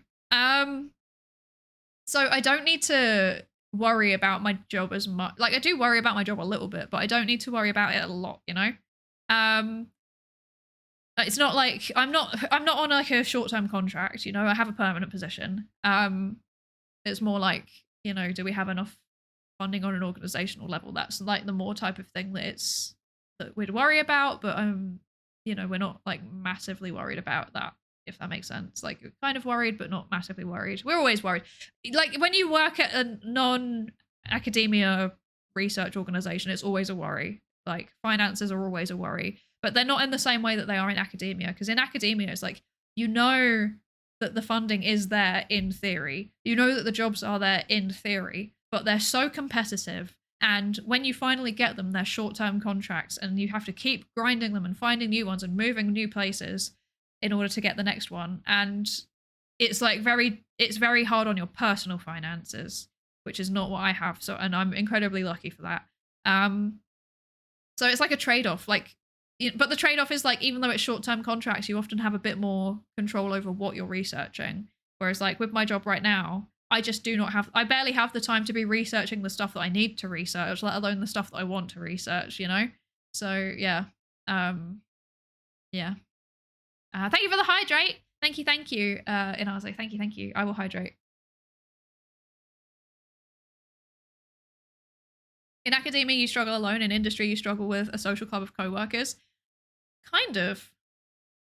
I mean, I came from a very social university, I think, though. So like my university, or at least the lab that I was in, like the research group that I was in was very social in the sense that, like, you know, we would like people help each other with grants and stuff. Like, you know, people give reviews on each other's grants. So in that sense, no. I do think academia seems to be you struggle alone a fair amount though. But it's weird because it's like very individualized in that way, but it's also very what's the word? Like it was nepotism-y. I don't know how else to describe it. Like there's a lot of nepotism. If you know someone, then you're more like okay, say if there's a postdoc job that goes out and they know who you are when you come for the interview, you're more likely to get it. Basically, like you can have the best CV ever, but if you don't really know the people that are hiring, then you're probably not going to get it, frankly. I don't like that, but you know, every industry's the same. Networking, the polite term is networking. Yeah, exactly. Yeah. It's like, yeah, it's very, very dependent on networking, but there is also a fair bit of nepotism in academia. Like people will put out job openings, that's the word. They put out advertisements for job openings and it'll be like, yeah, we have this job, and then you'll apply for it, and then it turns out they actually already had selected somebody and they're just advertising it because they have to. And that normally happens if, like, you know, there's like a PI that's got a grant, and then they have a research assistant role in the grant, and they know they're going to give it to their PhD student, but they have to advertise it openly because that's the law. But they just get around it by advertising it and then going, oh, look, it happens to go to the internal candidate. So, yeah. Yeah. I think a research group has to be social. All of you are each other's subjects for surveying. I mean, we're not really, to be honest. For me, it was kind of different. Like, for me, like, part of my research is like meta science, which means that I do research into the psychology of science. Like, my research is about how people think about and interact with science. So, for me, a chunk of my research is researching scientists. So, in that sense, yes. Like, I do rely a lot on my colleagues for doing my research. But most people that I know, like, most people that were in my research group did not do that. Like, they would basically recruit students, or they would do like panels, like national panels that are kind of representative of the demographics of the country. So yeah. So hi Denia, hi, hello, how are you doing? The fake external advertising feels like 90% of postings. I swear it is. I swear. Yeah. It's like so many. It's so many. Here in the Netherlands, we have a massive government research lab, like the Netherlands Environmental Assessment Agency and the Netherlands Institute for Social Research. Both employ a fair amount of researchers and are mostly independent from the national government, including deciding what they want to investigate with the money that they get. That's so good. I love that. I have interacted with the Netherlands system before. Yes. Yes. Sorry, I got straight into complaining about academia. That is always welcome here, Denia. Always welcome.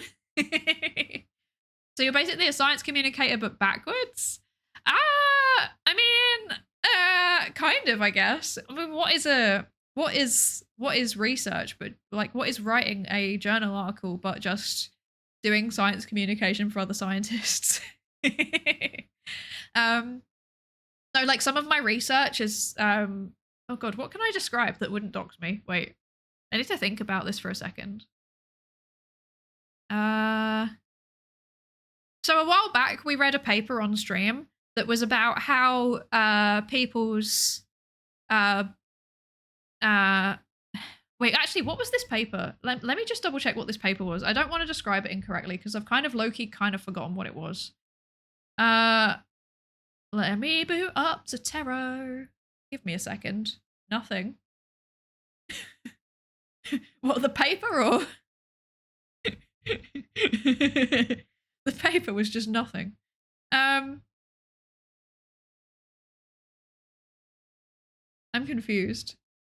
I'm also trying to process if that's actually what you're referring to, because I do also have a bunch of songs from the band called, like, the band Nothing, on my playlist, I think. Or do I? Oh, I don't. Or do I? How are they missing? That's so funny. Okay. I would have thought that would be the first ones that I put on. Well, I guess they're going to be added onto my lo-fi rock to science / yapping. Actually, I haven't put them on there. That's so funny. Anyway, what was I talking about? Oh yes, the paper that we read on stream. It was by Sulik and colleagues. Differences in cognitive traits are associated with scientific device. That was the one. Yes. So this was the paper that we read that, let me post the DOI to remind people of this paper. It's very funny because if you go on there's like an alt metrics tab, and if you go on it, it says like, this has been cited in 3 video uploads on YouTube, and two of them are me. That's incredibly funny. Here we go. This is the paper. There you go. So this was the paper that we read a while back on stream. Basically, they were arguing that there is some slight evidence that people's cognitive traits, so basically just like the way that people process information, affects the research questions that they're asking by way of affecting the scientific field that they're in. So they were specifically looking at subdisciplines of psychology. And for example, they found, hang on, let me find this.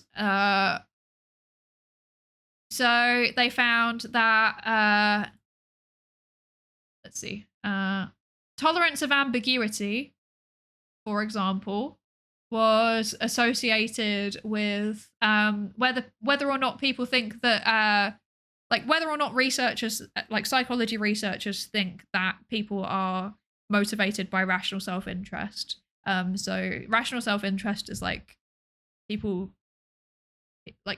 think about things rationally and work out what is the best option for them with facts and logic, and then make a decision based on that. I do believe is a very rough summary of what that is.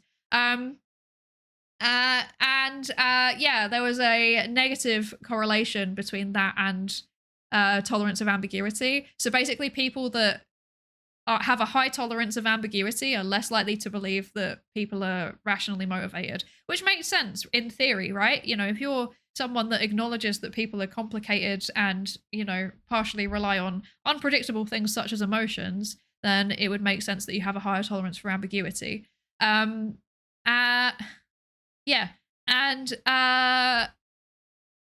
where was I going with this? I've actually forgotten why I was talking about this. Why was I talking about this?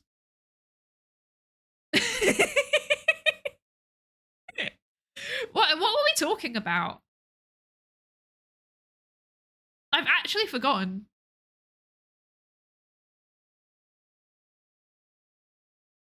No, it's completely gone. I love it when I'm halfway through a sentence and then I forget what the sentence was. Oh yeah, like the research that you do on your job. Yes, thank you, Cleeper. Thank you. Yeah, you wanted to explain your type of research. Thank you, Ginger and Maximus. I remember now, yes. So this is like meta-science research, right? This is research into the psychology of science, in the sense that like they're looking at how psychology affects how scientists choose their research questions. So that's not what, like, this specific research line is not what I do. Like, the way that they've used cognitive traits here, that's not what I do, but it's the same field as what I do, basically. Yeah. Yeah. Now we got it back on track. Stop bullying me! Stop bullying me! Everyone, like, okay, I'm not being funny, but like, you lot always put me off track in the first place, so you're allowed to bring me on track sometimes. What flavor of researchers do you look into? I can't really say, to be honest. I can't really say. Like, if I say, then it's definitely going to dox me. What can I say? So, I mean, you'll know that like a part of my research is about why people believe conspiracy theories, right? That's obviously not aimed at scientists, but it's still around like how people think about science and research and technology, right? So that's still in the same field, I would argue. And then I also look at how I guess like skill development, I guess. Yeah, that's broad enough. That won't dox me. Like skill development, I guess. And then like experiences of certain groups of people when they go into science and tech and engineering and stuff. Yeah. Those are the kinds of things that I would look into in theory, hypothetically. And obviously, you know, with a social psychology lens to it. So like how people interact with each other and with the social systems that they live in, and how social groups interact with each other within workplaces and stuff like that, you know? Yeah. Yeah. Yeah. Even scientists can believe conspiracy theories. They absolutely can. Yes. In fact, I would say so there's like this thing called like Nobel disease, right? Where basically someone gets a Nobel Prize and then they just like their brain shuts down. They start saying the wackiest things. This I find very, very interesting. But when you actually look at the evidence, so people have this stereotype of it, someone that believes conspiracy theories as being someone that's like, you know, dumb, basically, for lack of a better word. Like they're kind of stupid. They don't really think things through. It actually seems to be the other way around. It seems to be that like people are more likely to believe conspiracy theories if they have good analytic reasoning skills, and it's less a problem of their actual skills in themselves, and it's more a problem of like they don't know how to use them. So yeah, so it's like, you know how, like, you do really, really intense research and it leads you to believe that the earth is flat, and the research that you've done is actually using a lot of analytic thinking and a lot of like really deep study of the thing, but like you don't know how to evaluate the quality of evidence, and therefore you just believe like the stuff that kind of fits with your baseline belief rather than actually critically evaluating the sources that you're using. That seems to be like the more accurate route. Obviously that's not the whole story. There are always going to be people that are motivated for other reasons. So for example, there are some people that kind of get into conspiracy theory rabbit holes, not even necessarily because they've done any research into it. They kind of just parrot back things that they've heard, but it's more like conspiracy theories can basically provide a kind of like cohesive social network for someone. So often it's people that already feel marginalized from society. They will seek out supportive network, like social networks. When I say social networks, I mean in the sense of like just people knowing people, but it can also be online. You see a lot of this happening in like Facebook groups, for example. Yeah. Yeah. And so they like kind of like connect with other people that have these beliefs, and then the people who are trying to like not even like trying to encourage the beliefs, but if someone's got quite extreme beliefs, often they will kind of proselytize them, right? So they'll kind of like start telling you about it, and then they'll also like, you know, provide social support, and because they're giving you this social support whilst telling you these things, then you start to believe it. When I say you, it's like a generic you, right? I don't mean you specifically. You guys would never believe conspiracy theories, right? But yeah, like it's the kind of like social support that it provides, and then they kind of reel the person in, and then they become embedded within a network. And once you're embedded within a network of people that share a similar belief, it's really, really hard to get someone out. So yeah. Hello, Gaylif, hello, and Eon Moo, hello. Thank you so much for the follows, both of you. Thank you. Welcome into the research participation pool. Yeah.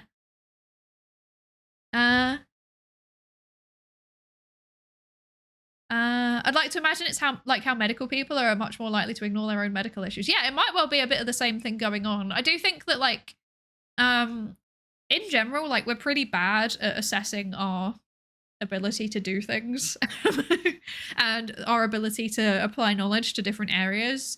So oftentimes what you'll see is that like, it will be like someone with a background in, I don't know, like I'm trying to think of a field and I'm kind of blanking. It'll be like someone with a background in medicine that is promoting a kind of somewhat medical conspiracy theory, but it's like not actually within their area of expertise. So they kind of like convince themselves that they know more about it than they actually do. And once someone's done that, it's really, really hard to pull them out of motivated reasoning. So they're just like honing, like they're really, really honing in on the thing that they think is true based on their beliefs, like basically based on vibes, rather than what the evidence actually says. Because it kind of it stops you from thinking properly about it, really. Yeah. Nip Boy, thank you so much for the follow. Welcome into the research participation pool. Thank you. Twitch, what else does she need to do? She's doing it all, and yet negate her full power because you're too afraid of the psychologist power. What? What does it mean? What? My power is being negated, Nanny? I'm scared. Hi Juliet, hello, thank you for the lab safety racer check-in, thank you. And also Glacier Lil as well, thank you. And thank you for the hydrate as well, Christophorus, thank you. I will hydrate.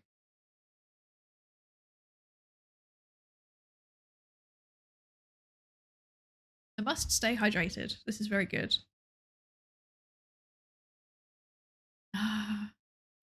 That's so rude. Wait a second. Okay, the thing about like Twitch is negating my power got me thinking like, oh, I wonder how my partner application is going. And it said that they were going to get back to me by the 11th of March and they've just moved the date up to the 24th of March. You're making me anxious, Twitch. Stop it. I don't like this. Why have you extended it? No! I'm trying my best. Oh. Oh. My friend only got her reply after 19 days. I mean, I'm hoping that like a longer period of time is a better sign. Because like when I applied the first time, they rejected me within 48 hours. So like they were like, no, get out. Yeah. Maybe they decided it requires further review and it's a good sign. I hope so. I hope it's like a grant. You know, it's like a grant when it's like they send out the rejections first and they power through those. And then if you don't hear, then it means that they're still considering it and you were either borderline or you get it. So maybe it'll be like that. I don't know. I hope so. Turns out Twitch has the same problems as academia. You can run, but you can never hide. Oh. She got accepted. Okay, that makes me feel marginally hopeful. They found out you're a psychologist and they wanted you to think on it longer. I don't want to think on it longer. I just want my tick. I accept it. If they say no, that's fair enough. I would also reject me. Or like submitting to a journal. If you don't hear it's because it went out for peer review. That's true. That's very true. I wouldn't know because I've never been a first author, but I have heard that this is how it works. Hi, Ansbeck. Hello. Thank you for the lab safety race to check in. Welcome in. And also, Colossal, thank you so much for the follow. Thank you. Welcome into the research participation pool. Maybe they send someone to observe for a few streams and make sure you aren't doing anything shifty. Yeah. I mean, I don't think I'm doing anything sussy. I'm just a silly little guy, you know? I just sit here and I just talk about psychometrics, apparently. How do your grants work? Do you get them from the government or some private entities? That's a really good question, but there's about to be an ad. And if I answer it now, I'm going to get cut off. So would you remind me about this? I'll try and remember, but also please remind me after the ads. But also I need to go and fill up my water. My water's run out. So I will be back after the ads. I'm going to subject you all to some Pikmin. I'm so sorry. Find out after the break. Yeah, exactly. How does our funding work? You two can find out after these ads. Oh, dear.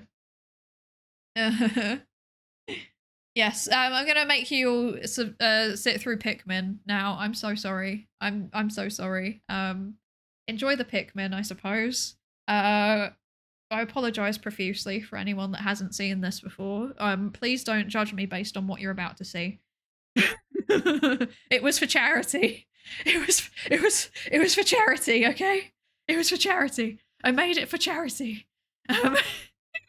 Anyway, right, I'm gonna do that. Okay, I have spelt my own command wrong. Brilliant. There we go. So I will see you all in a few minutes because now the ad is starting and I will subject you to Pikmin in the meantime. And then when I'm back, I'll tell you about grants. Don't let me forget. See you in a few minutes.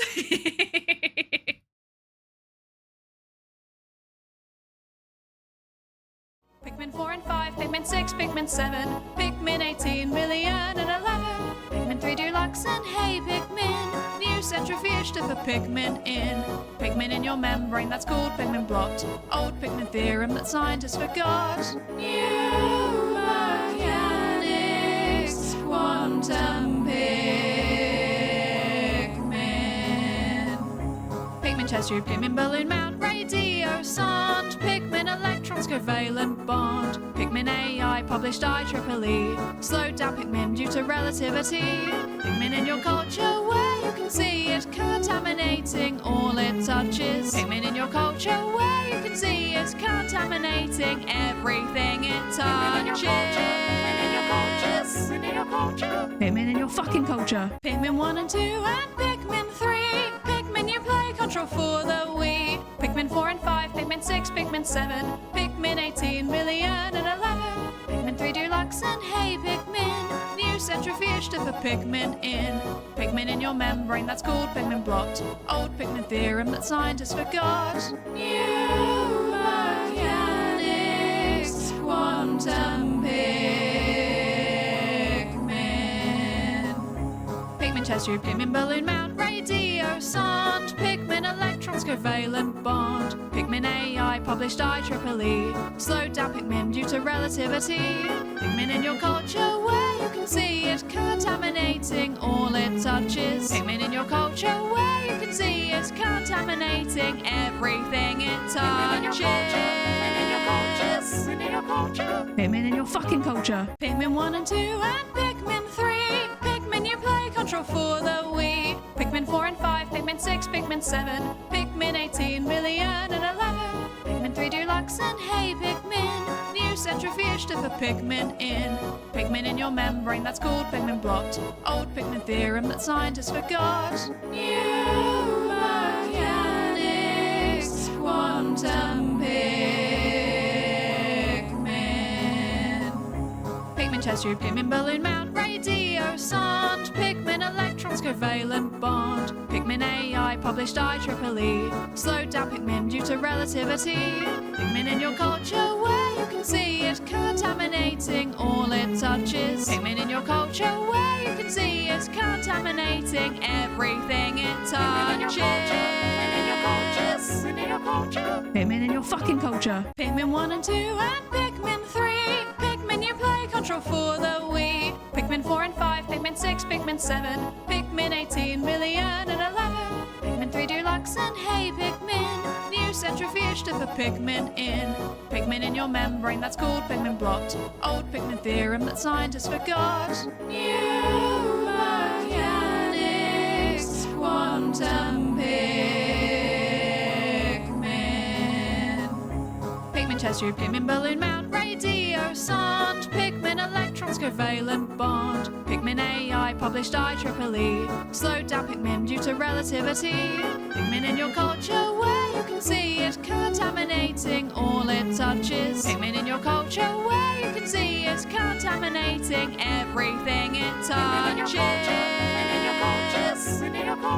Pigment in your fucking culture. Pigment 1 and 2 and Pigment 3.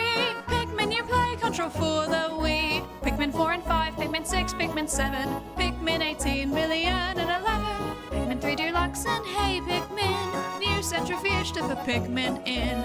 Pigment in your membrane, that's called pigment blot. Old pigment theorem that scientists forgot. New mechanics, quantum pigment. Pigment chest tube, pigment balloon mount, radio sonde. Pigment electrons, covalent bond. Pigment AI, published IEEE. Slowed down pigment due to relativity. Pigment in your culture where you can see it contaminating all it touches. Pigment in your culture where you can see it contaminating everything it touches. Hi, welcome back. I'm sorry. I'm so sorry. God, every time that I listen to it, it gets worse and worse. It's like, I know a lot of... Quite a few of you are like, yeah, it's catchy, I love it. And then I'm like, oh my God, I'm so out of tune. Why did I let myself post it? I hate it so much. The worst part is that I feel like I can actually just sit here and sing it. Like, mere exposure. Honestly, it actually might be. I think it is actually like that. Like, I don't know, because I hate it so much. Like, I listen to it and I'm like, oh my God, I'm like out of key. I like, the pitch just suddenly, like the octave just suddenly randomly shifts halfway through one of the verses. It's so bad. I hate it so much, but I'm actually going to fix it at some point and then you'll all be sorry. The jank makes it better. I honestly hate it so much. In fairness, I did record it. Like, that was like the first thing I had ever done. Like, that was the first thing I had ever recorded. I think I'd only ever done one karaoke stream at that point, maybe two. And I was like still really, really scuffed and really nervous about like singing. Because that was like, I need you all to understand, when I started streaming is the first time that I ever sang in front of anybody. Like, I haven't done that many karaoke streams because I still actually get really, really nervous about it.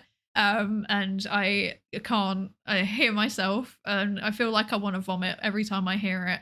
I'm trying to like exposure therapy myself. I like, you know, do karaoke with friends sometimes.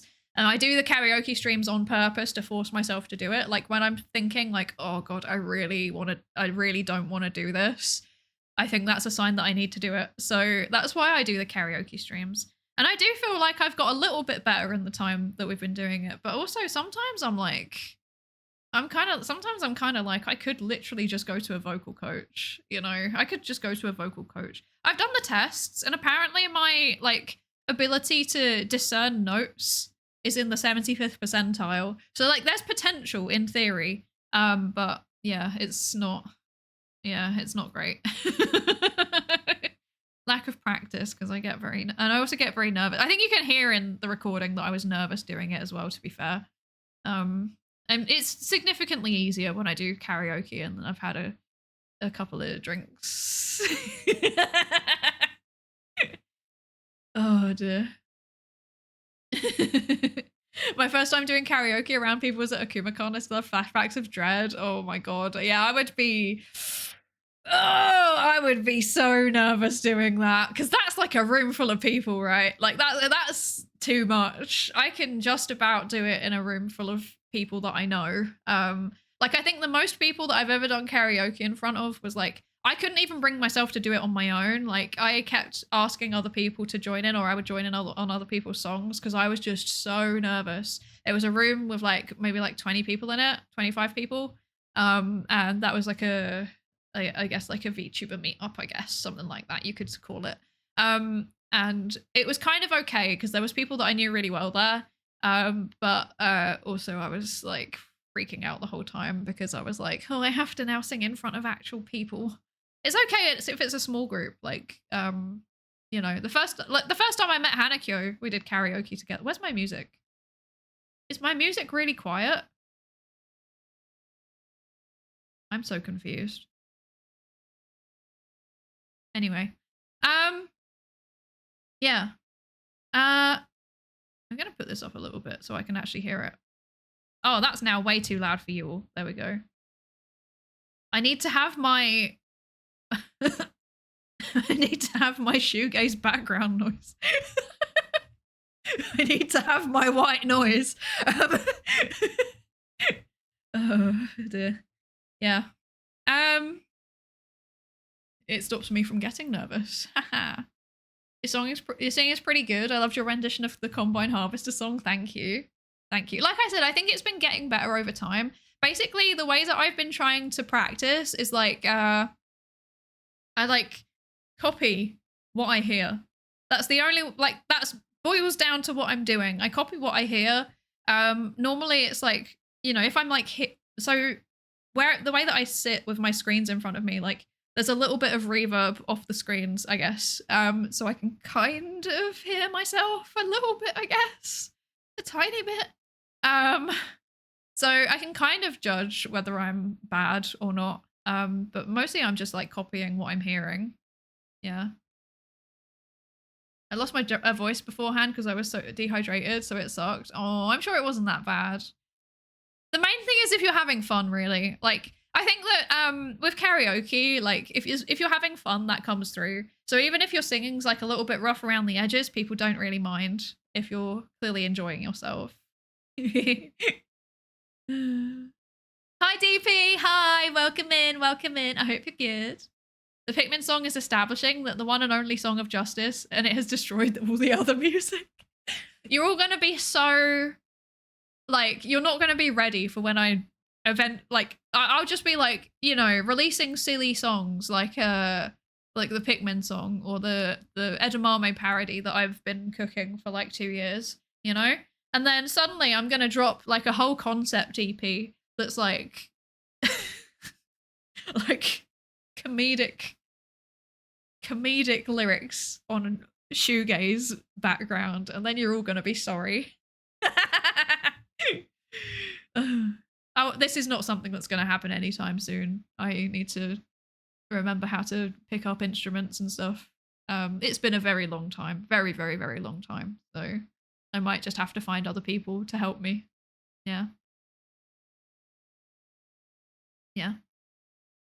You were saying earlier that more intelligent people might still fall into conspiracy theories because they have the analytic skills but messed up how in evaluating how good their data is. Yeah, that seems to be what the evidence is indicating. Yeah, because for a long time there was like a correlation, like a negative correlation that people seem to find between analytic thinking and conspiracy theory beliefs, but it seems to maybe not be the case actually. Yeah. Seems like it's a bit more complicated than we thought. Yeah. What was I going to say? Grants! Yeah, grants. That was what we were going to talk about. Big news, I might have cooked a VTuber design. That's exciting. That's exciting. Yes, reminder to talk about grants. Thank you. Oh, what do you think about the message that I sent before the intelligence?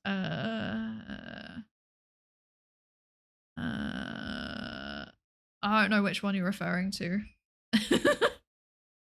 I'm dumb. It was a couple of messages back. I'm not gonna find it. I'm not gonna find it. I'm gonna be so real. Oh dear. I like to think if someone says you're hungry, then you also reply with that's what the evidence seems indicating. Oh.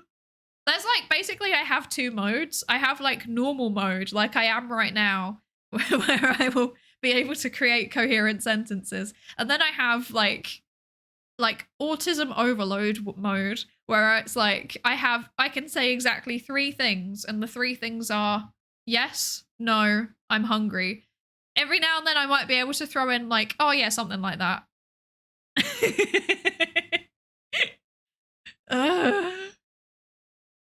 But yes, government grants. So government grants, they depend on the type. So often universities mostly get their, well, at least where I live, they mostly get their grants from like government bodies. But there are also quite a lot of private entities that also give grants. So in terms of government ones, there's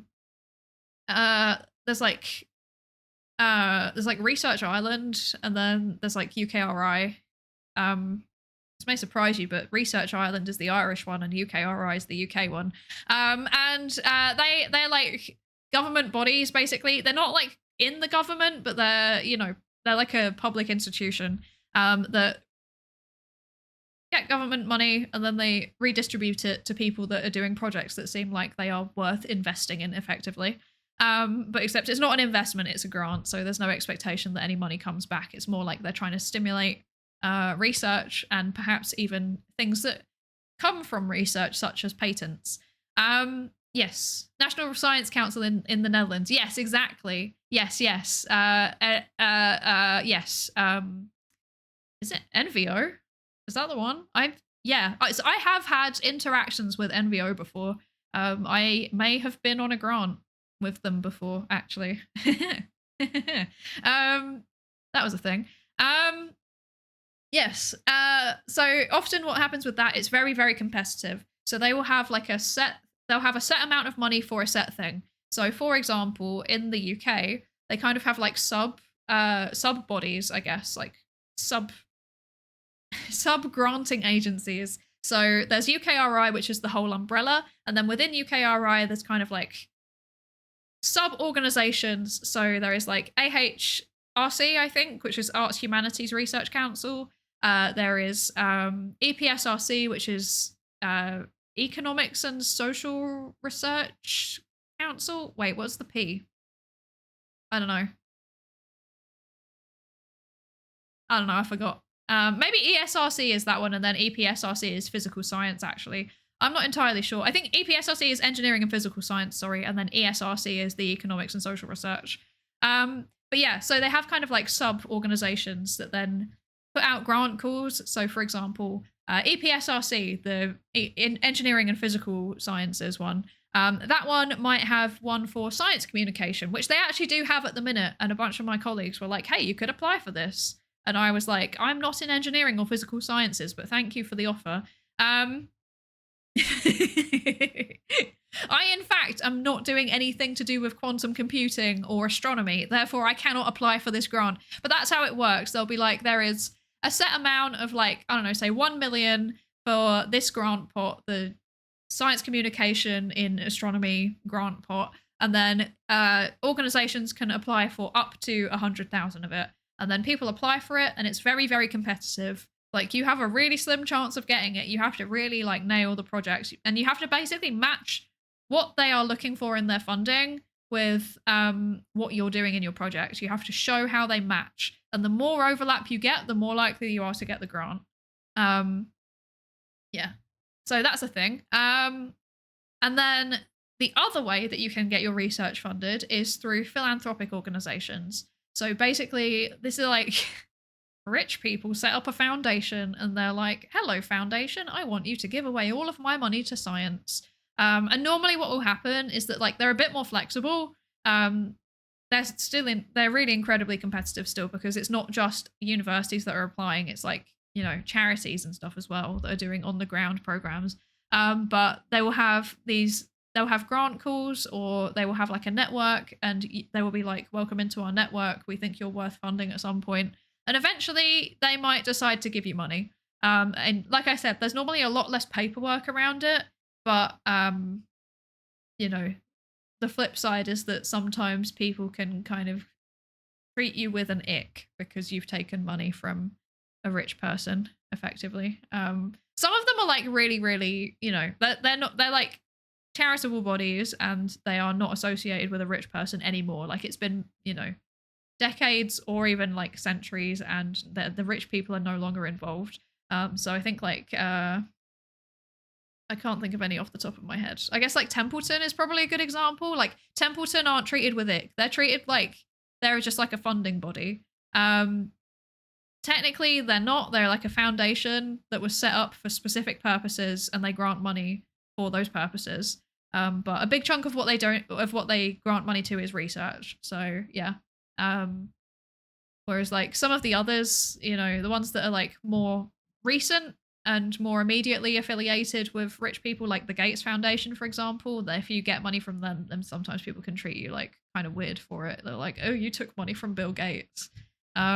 Even though it's like not Bill Gates anymore. Like, often they like basically the rich people give large quantities of money or assets to these foundations, and then like they'll be kind of a bit involved in the steering committee, but largely actually who gets given the money on the groundwork, they're not involved in it at all. It's like the staff at the foundation that do it. Yeah.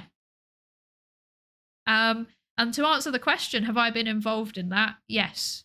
Yes and yes, I've been involved in both sides. I have worked on grants that have been from both. I have also contributed to reviewed applications for EU grants as well, which are a whole other thing. EU grants are horrifying and scary, and I hate them, but they give you a lot of money, but also they're scary and horrifying. So yeah, corporate researcher arc. I've always been a corporate researcher. I've always said, like, if some like foundation wants to give me a grant for my science communication, like, I will take it, you know? Like, I'm not going to argue. I will take it. I am not changing what I'm doing for you, but I will take your money, and I think we could do a lot of cool stuff with it, you know? Imagine if we could just do research. Like, imagine if I could, like, dedicate a bit more time to the channel, except it's not just the streaming bit. Like, we actually get to do the research projects behind the scenes as well. Like, I really want to, but I can't because I have a job. So yeah. Next, Horizon Europe, for example. Yeah, I've been involved in a Horizon Europe thing. Yeah, that was an experience. That's the best way to describe Horizon Europe. It's an experience. Yeah. Do UK and Ireland orgs cooperate much, or are they separate? They do cooperate a fair bit. There's actually a call out at the minute for oh, it was something else that people tagged me in. I think it's like some kind of public engagement thing where it's like you have to have one institution in the Republic of Ireland and one institution in Great Britain. And people were tagging me in it, and I was like, just because I am a British person that lives on the island doesn't mean that I can apply for this, guys. Like, yeah. The entirety of VTheorem for Gen 1 of my research VTuber agency, all full-time, kidnapping you and shipping to the VTuber compound. Like, okay, this is the thing, right? I am not opposed to the concept of doing science communication as a job. In fact, I think I would love it. As long as I can reserve some time to do, like, you know, actual, like, novel research as well. Like, I don't want to be spending my whole time doing lit reviews. Because that's effectively what planning for like, science psychom content is. It's lit review. I don't want to be doing that all day. Like, I want to do a bit of my own stuff too. So in theory, if someone came to me and was like, you can keep doing your science communication, but you don't have to deal with any of the admin side of it, I would be like, hell yeah. But VTuber corpos would not be the solution. That would not give me what I would need. Yeah. And like, you know, going full-time as a VTuber, I would never do it because I like my job. Like I said, I love my job. Genuinely, I love my job. So I don't want to go full-time as a VTuber. Like, also realistically, I'm not being funny. Like, can I be real with you all? Like, it doesn't make enough money. Like, my Twitch payouts would not even pay a quarter of my rent. So yeah. It's not happening ever, basically. And I think also the whole like freelance thing. I did freelance for an hour. I did a whole hour of freelance. No, I did freelance for a year and I didn't enjoy it. I don't like all of the precarity and stress and stuff that comes with it. Basically, what I would love would be like if an existing organization was like, we're going to pay you to do your science communication and we're going to keep you on the books as a full-time employee. And you can do a little bit of like, you have like maybe 2 days a week reserved for your research stuff that, you know, like research projects and a bit of the admin stuff. Because I do enjoy a bit of admin. I just don't enjoy doing it 24/7. But like, you know, a bit of work, you know, around that. Then that would be fun. I would like that. But that doesn't make sense. That's not going to happen. So Fetty Fazbear, thank you so much for the follow. Welcome into the research participation pool. Welcome. Manager, take note. Yeah, take note, Manager San. Both my actual manager who follows my channel and also my VTuber manager Titan, who is probably not here. He's never here. He only turns up if I tell him to. Which I think is exactly what a manager should do, really. I imagine he's probably not here.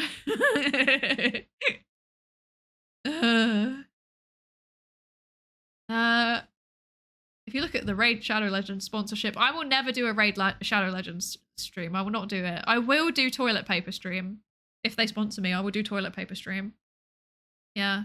He was here yesterday, I think. Yeah, I think he was. I think I spotted him, but yeah. He was, he doesn't turn up very often. That's fine. It's okay. I don't pay him enough to turn up to all of my streams, so this is valid. This is very valid. Which toilet paper brand do you want a sponsor from? So I have 2 options that I've been contemplating. But they're both like recycled or bamboo. I don't want to say the brands, like, because like if I did get a sponsorship for them, you know, I'd want you to use my sponsor link if you're going to try them. One of them does have a program.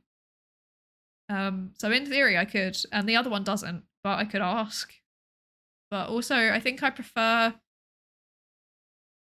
I'm so extra. I'm so sorry. I am so extra, and I apologize for what I'm about to say. But basically, like, I think one of the toilet paper brands might be marginally a better experience than the other toilet paper brand, even though the second one I think is slightly more ethical and environmentally sustainable. I think that experience is a big part of it.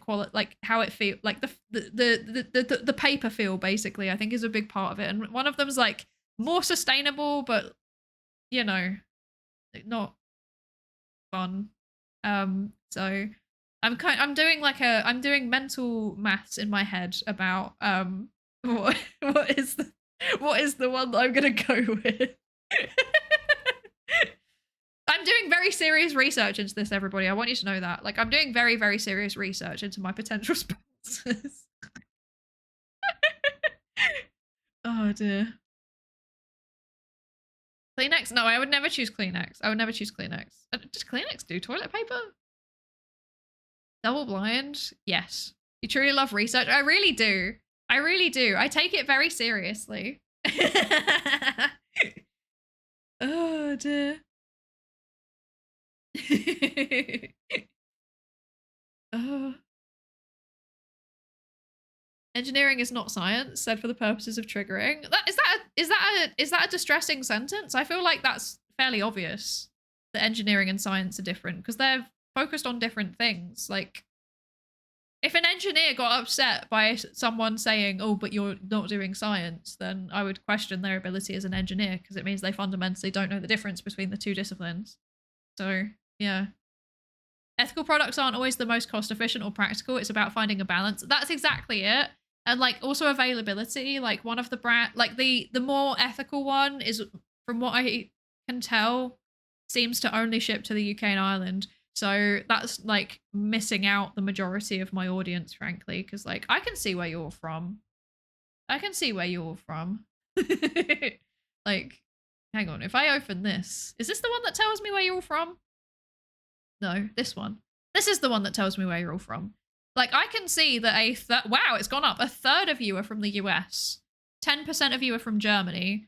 10% of you are from the UK. 6% from Canada. 3% Sweden. 3% Poland. 3% Netherlands. 2% Finland. 2% France. 2% Brazil. Those are like the top ones. So, yeah. So like, I know where you're from.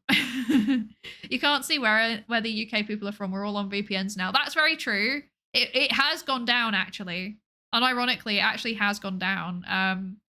Yeah, so I think the UK used to be like 20% and now it's down to 10, and the US has gone up about 10%. So I imagine that might well be a big chunk of you connecting through US-based VPNs. The 10% Germany has been very consistent. For some reason, there's so many Germans here. Like, there's so many Germans here. Why? What if there are any Germans in chat, please tell me why do you like it here so much? Oh dear. How many from Ireland? Ireland doesn't even appear on my list, so that means it's 1%. Not many. Yeah. What can I say? We have taste. Bad taste, clearly. How many Canadians? 6% are Canadians. Yeah. I must like your infectious laughter. Oh, yes, my evil little giggle. Yeah. Germans speak English. This is true. Germans speak English. My theory is also that like whenever I go into science and tech, quite a few of the top streamers in there are German. So I think that possibly like German society just has a bit more of a encouragement of people, you know, looking into science and tech content. So yeah. Yeah. That's my thinking. Maybe today I saw the book Are You Autistic or Just German on Twitter. Wow. Oh dear. As someone who knows a lot of Germans, okay, I don't think so I do feel like certain cultures are easier for me to interact with as an autistic person. I will say that. And Germany, admittedly, is kind of one of them. Netherlands is also one of them. The Nordic countries also. Like, I find it super, super easy to interact with people from those places because they're very, like, upfront. Like, there's no kind of, like, implications behind things. Let me tell you, like when I first moved here, I did not understand that like, so I always thought that like English people are kind of like subtle in the way that they hint things. And then I moved here and I saw a whole new layer of like implications and social judgment built into the culture, and you need to just know not to say things or to behave in certain ways, and nobody tells you what the rules are. You just have to know them, and if you didn't grow up on the island, then you don't know them. So yeah, like I knew some of them because I think some of them kind of did. Like I mean I lived here when I was very, very young, so like maybe there was like a little bit of very early socializing that I remembered, but I didn't really know what was going on. Yeah, a large amount of confusion. Yes. A lot of language is also social structure. Yeah, very true. Very true. Dutch people are very direct. It could be a benefit, but startling to some. I love it. It's great. I love talking to Dutch people. Yeah. You moved over from England? Yeah. I thought it's obvious from my accent. Well, I kind of did this thing where I like started off somewhere else in Europe, far away in Europe. And then like we came to the island of Ireland, and then when I was like literally like a baby, as in like, you know, I was like a couple of months old, and then moved away again when I was pretty young, back to England. I say back to England because my parents are from England. And then although my dad my my dad does have both passports. But yeah, and then like grew up in England and then moved back to the island when I was mid-20s. And now I'm a hag. Yes.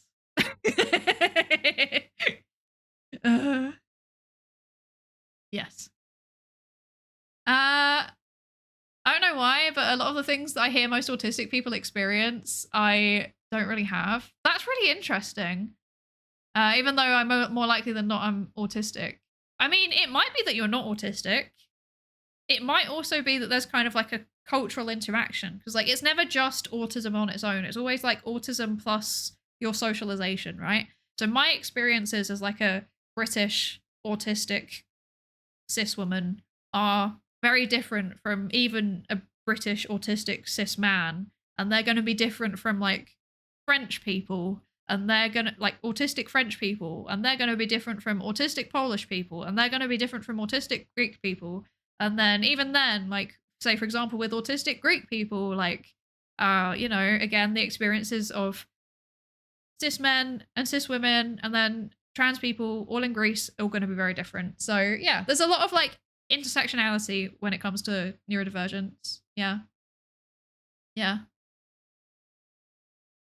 Yeah.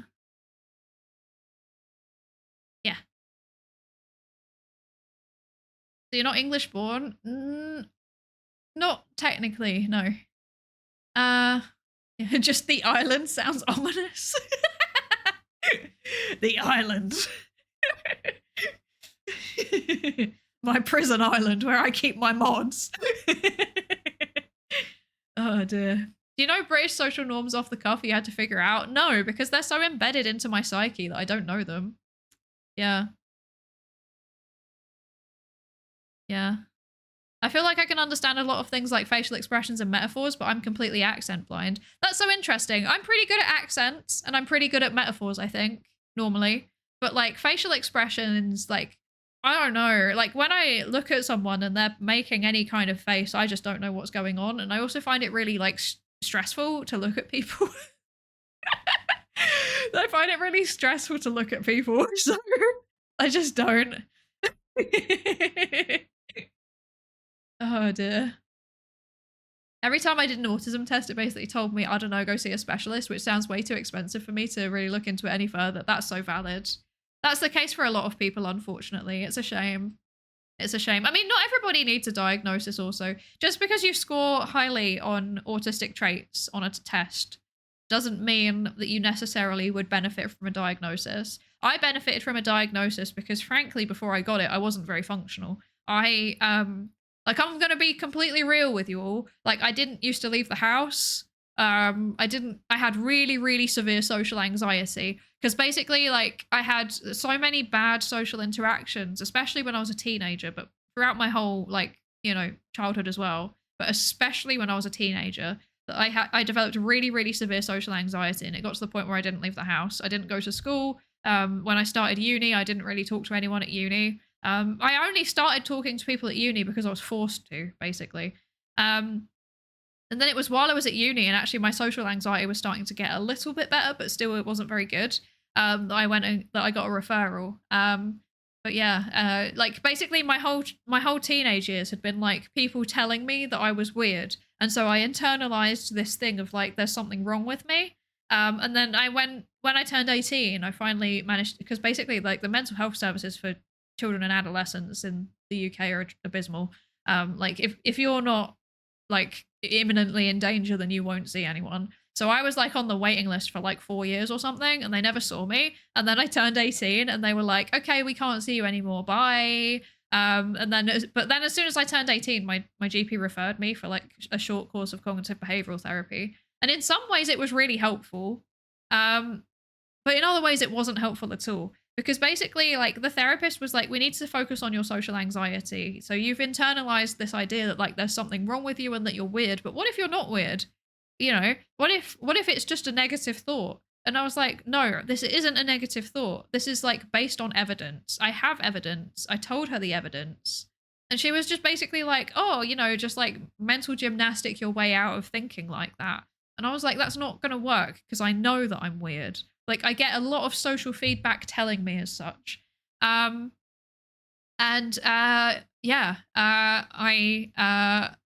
It didn't help. And then I got an autism diagnosis and I was like, I am weird. And then I owned it, and then I didn't have social anxiety anymore.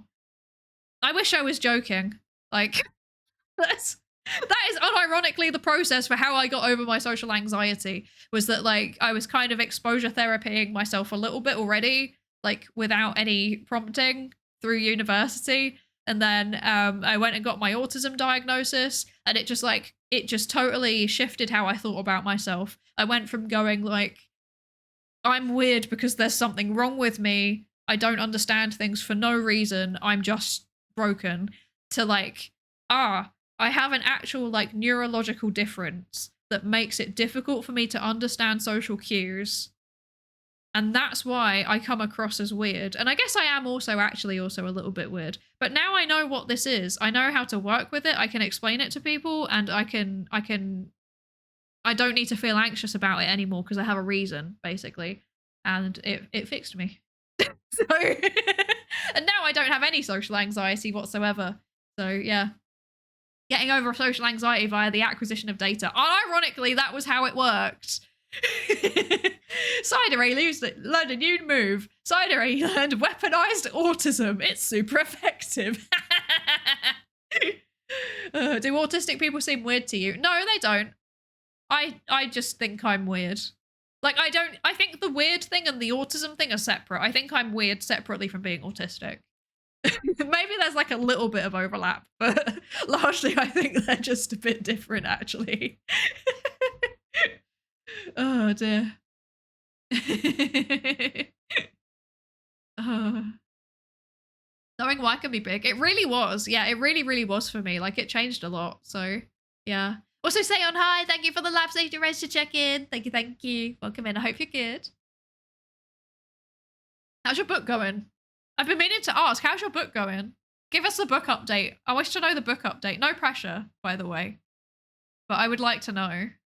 It's good they referred you. I wasn't actually like, so I had to go with evidence, basically. Like I had spoken. So when I was referred to for CBT, like I did speak to my doctor about like, is there a possible that I might have some kind of neurological difference or developmental difference, because there's a bunch of people in my family that have that. And the doctor was like, haha, don't be silly. That would have been picked up while you were a child.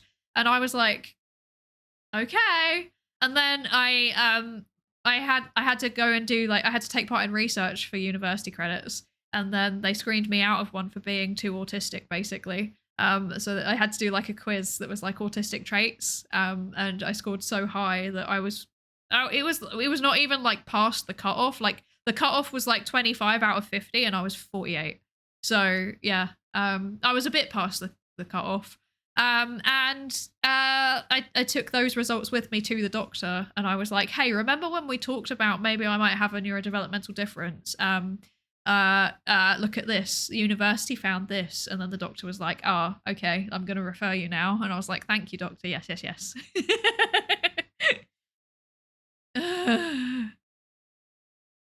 Yeah. I've always had ADHD, so I've known that forever, but finding out I might be autistic has been weird because I don't know how autism works like I do with ADHD. Yeah, right? Finding out something like that was like a big change. Like it was really difficult to adapt to at first, to be honest. Like it did help me with how I thought about myself, but it really, I had to like learn how to navigate like support structures and stuff. And I had to like explain it to people in my life who didn't really understand it. And I also had to explain it to people who actively pushed back against it. Like I had a relative who like I told, and they were like, no, you're not. Like I was like, I've been diagnosed with autism, and this person was like, no, you're not autistic. So that was awkward. But you know, everyone's very good now. Like they've all got used to it now. And you know, one of my siblings got diagnosed with ADHD as well. So yeah, it's yeah. Yeah. Yeah. Life-changing decision to participate in that study then. It actually was. It really, really was. Like, if I hadn't have taken part in it, then I wouldn't have realized, and I wouldn't have got a diagnosis. And also, like, the exact time period it was at was really lucky as well, because it was right when they'd started to have a slight uptick in adults inquiring about it, but it was before there was like a real full-blown awareness of it like there is now. So now like the rates of people being referred for adult autism assessments is like really, really high. And there's like really long wait times. I went when it was still pretty low, but it was starting to trend upwards, and the services had noticed it. So they actually were like piloting an adult autism assessment clinic specifically during the time, like for the 6 months that and I happened to turn up at my doctor with these university results within those 6 months. So it was really, really lucky, because otherwise I would have been waiting a really long time, and I was actually seen really quickly. So yeah. Yeah.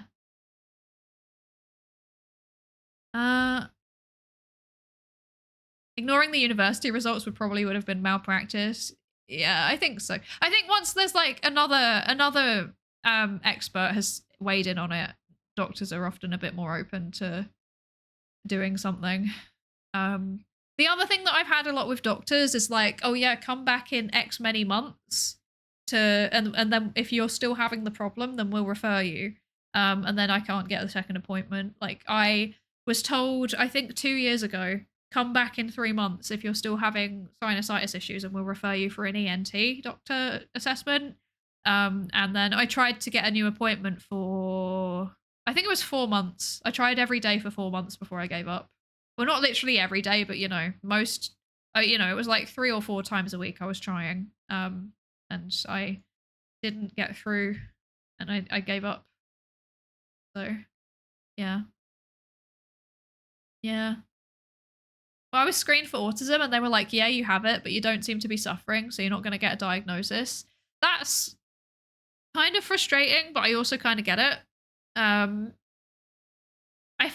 can't remember which clinical guidelines they are, but sometimes there is like a stipulation in the guidelines that say you should only diagnose someone if it seems to be impacting their day-to-day activities. Like for me, it very obviously was, because I had crippling social anxiety. So, they gave me that diagnosis. Yeah. Yeah.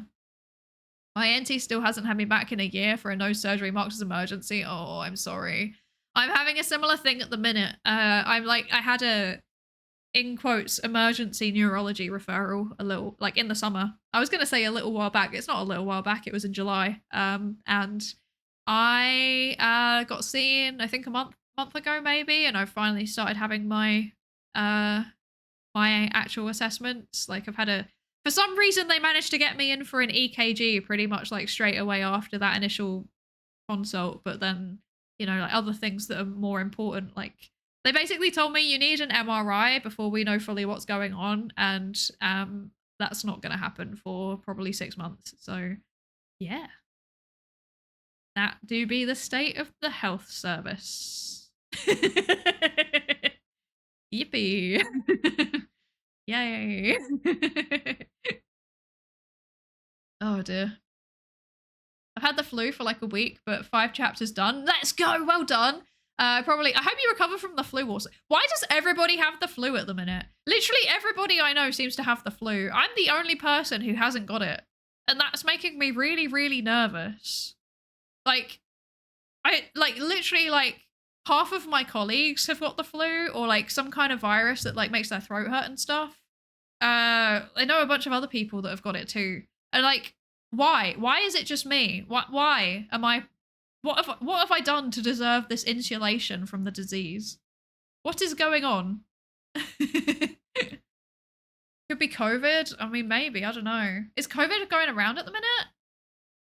Like, obviously COVID's always going around, but is it like spiking at the minute? I do. Oh, I'm sorry, Belohiti. I'm sorry. I hope you recover quickly. I still have a stuffy nose, but all the throat soreness is gone. Oh, that's all right then. I mean, I can relate to throat stuffiness. What? I can relate to nose stuffiness. I have that all the time, to be fair. Maybe they're allergic to you. No! Oh, how the tables have turned. Perhaps it was not me that was allergic to everything. Maybe it was everything that was allergic to me. Oh dear. But I probably won't be writing for the rest of the month, as I have a vested interest to help a group find funding for an event, since their pay is going to be $80 an hour. That's really good.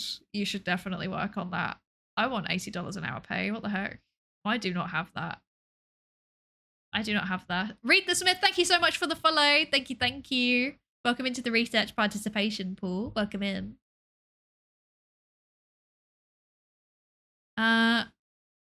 COVID's always going around. Yeah, it's always going around. I got the flu this year. It knocked me home for 4 days, not even been able to work. So it also kept me running for 4 weeks. Wow, that's intense. We've had some really nasty mutations hit on like 4 respiratory diseases. That's so scary. Why have I not got them? Normally I'm the first person to get them. I'm so confused. I'm so confused. Good luck with the partner push. Thank you so much. Thank you, thank you. I really appreciate it. Thank you. Dink Doc manager Psydere needs $80 an hour. You know, I actually have a spreadsheet where I'm calculating how much I make per hour from VTubing activities. It's not looking good, lads. It's not looking good. It's a good thing this is a hobby. Let's put it that way. It's average pay in San Francisco, but I'm not in San Francisco. I love that for you. I love that for you so much. I got the flu during Thanksgiving and I was sick for a month. Oof. You've been lucky so far. Yeah. You were sick recently though. Maybe you're on the cool down. You know, I was kind of sick, but it wasn't like I had like 1 day basically where I think I had 1 day maybe in January where I was kind of like stuck in bed because I was like really not well. But aside from that, I've been I meant to do that. Aside from that, I've been fine. Like I think I've had a bit of a sore throat, but again, I always have a sore throat. Like my sore throat is not dependent on being sick. My sore throat is dependent on my allergies. Like it's a sinusitis thing. So yeah. How recharging are your VTubing activities though? I actually find them really pretty recharging, to be honest. Like, yeah, like it depends on what bit of it. The streaming, definitely. The creative bits, definitely. Posting on social media, I hate it. I really deeply hate it. If I could outsource someone writing my tweets for me, I would do it. I probably could outsource it, but I can't afford to. Like, I know I can, in theory, outsource it, but I can't afford to outsource it. That's what I'm saying. Yeah. Yeah. I don't get out of bed unless I make $100 an hour. I've never left the bed. Been working on my resume for as long as you've been streaming to apply for a job. Wish me luck, lads. You can do it! We believe in you, the Rogue of Light. We believe in you. You can do it. You're going to do amazing. We believe in you. If only you had a manager. Look, I do not pay Titan enough to write my tweets for me, okay? And on top of that, his tweeting style is very different to my tweeting style, so it would be immediately obvious it wasn't me. Yeah. That's nature paper on the Twitter algorithm has some nasty results. There's a nature paper on the Twitter algorithm? Please share the DOI, not the link. The DOI. Please put the DOI in the chat because I wish to read it. Yes. Time to train an LLM on your stream and give it access to your Twitter. Oh dear. I mean, I could. No, I don't want to do that. I want it to be authentic, which is why you're going to end up just having loads of random Gregs posting. Yeah. Just have him sign it as manager. I could do. Signed Manasan.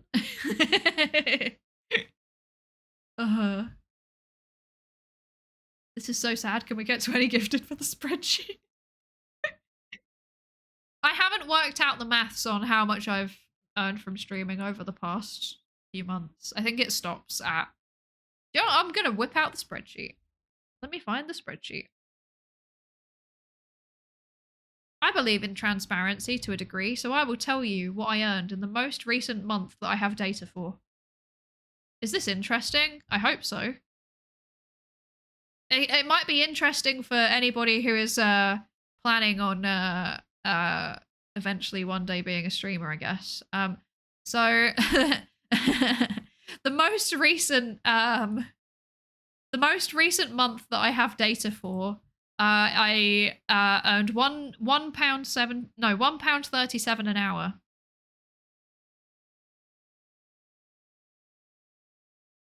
£1.37 an hour. Yeah, so that's like the revenue. No, sorry, that's not the most recent one. The most recent one is 92 pence an hour, actually. 92 pence an hour. So yeah, don't be a streamer to make money. Do it because you enjoy it and it's a hobby.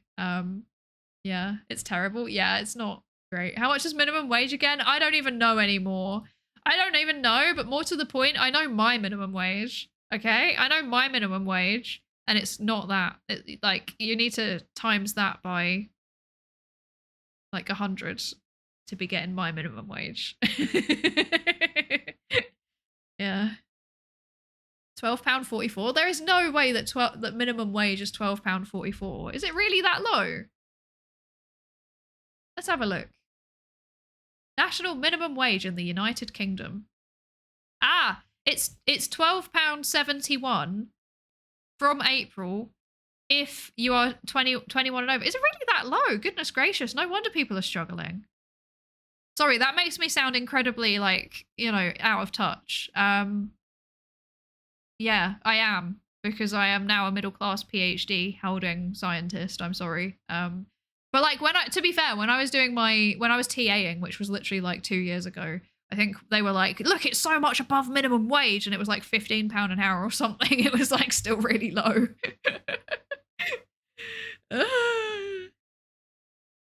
Not meant to make living easy, especially in London. Yeah, it's really silly. It's really silly. That would pay for 0 car parts, and car stuff is what I'd want to stream. Yeah, exactly. Exactly. I'm lucky that what I do largely is like low cost.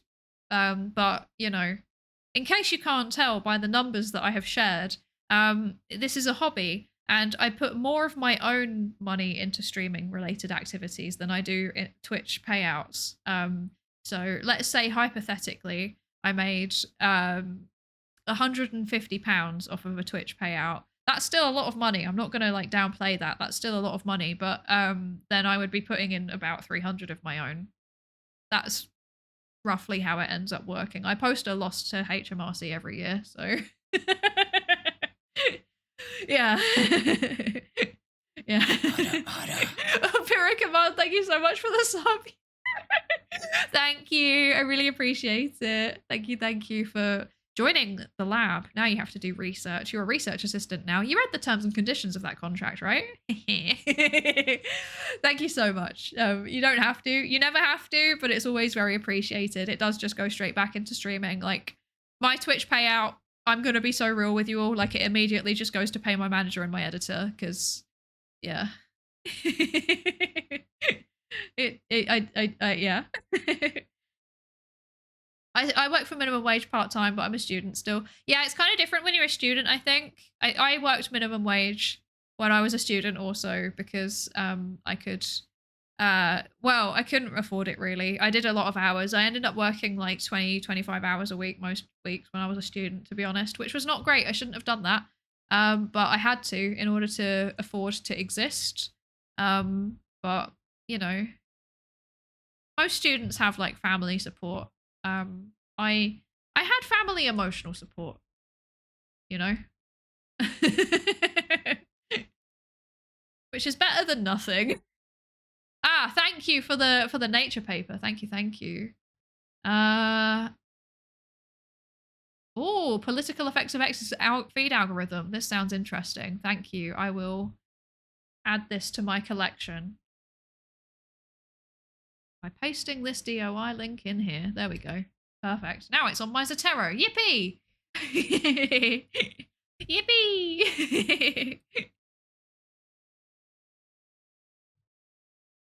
Do we, as the chat, have like a mascot sonar? No, it's on my list of things to do. This is one of the things that I've been planning to spend money on, actually, is getting a character designer to make a mascot for us. Because, like, I know what I want. I have like a concept for it, but I haven't done anything with it because I can't make it work. Like, I've been playing around with it, and no matter what I do, I can't make it work. So, yeah.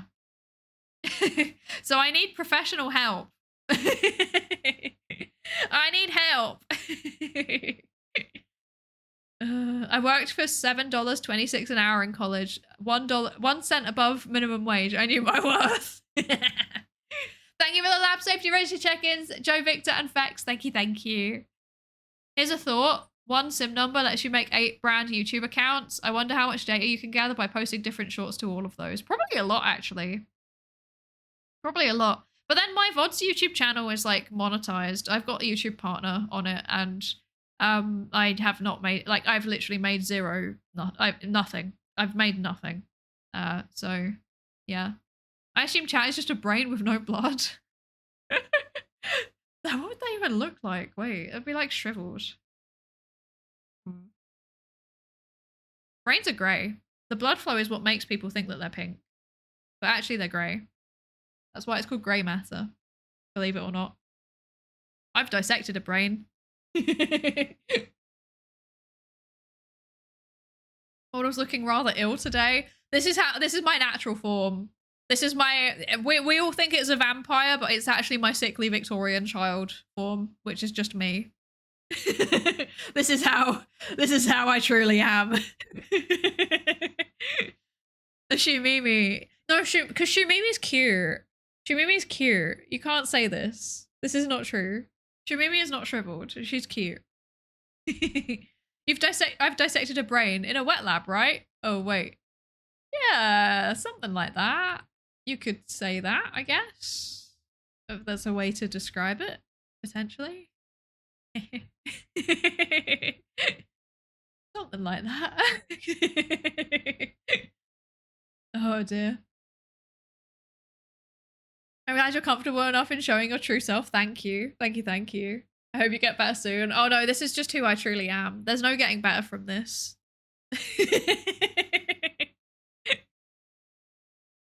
Broken sinuses with immune issues. High five, go team. Yes! Let's go! It's not the best team to be on, but it's could be worse. Oh dear, oh dear. If you want more papers, I have way too much urban planning things in Mendeley. Ooh, interesting. I don't know anything about urban planning, but I imagine there's a lot of psychology that goes into it. Yeah. Very brave of you to be yourself publicly. Thank you. They made a chloroform bomb to hide the evidence. I would never do such a thing. Never. Which reference manager do you recommend? I use Zotero. I love Zotero. Not sponsored. I just deeply, deeply love them. It's free. It's open source. I think it's the best, the most intuitive system. You can read the PDFs. in the manager, you can it can search public access PDFs for you, so it will scrape it and find it for you. You don't have to go and download it and then import it in. There's tagging. You can do libraries, so you can filter things out by project if you want to, or by area.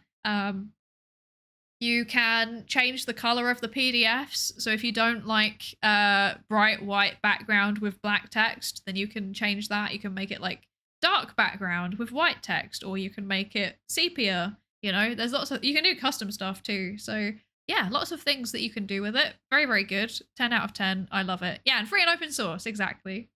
I love Zotero so much. I love it. Yes. And Ken, thank you so much for the follow. Thank you. Welcome into the research participation pool. Welcome in. Yes. I'm thinking. What was I gonna do? What's the name of that program? It's Zotero. Wait, let me put it in chat. Zotero. I literally have it open right now. Like, I have it open right now.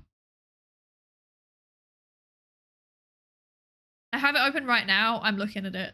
And I love it. And also, if you have money to spare, you can pay for them to let you have like a certain amount of cloud storage, which is very good. I use that a lot. It tells you what things in your library have been retracted as well. That's another really good thing about it. So yeah, 10 out of 10. Highly recommend. I've been here for like 2.5 hours and I've only just got an ad, an 8-second ad. Wow. Yeah, I can see that the ads are playing, but it kind of jump scared me. I wasn't paying attention and I didn't have time to swap over to the Pikmin song today, apparently. So yeah. This time. I remember back at uni where I had to use Sci-Hub because our uni had the most basic worthless access. That's valid. Everybody's had that moment. I have that moment. Like, not that I would ever encourage the use of a pirating platform. I would never do that. You should never use Sci-Hub to find closed access papers that you can't access through other means. That's terrible. Don't do that.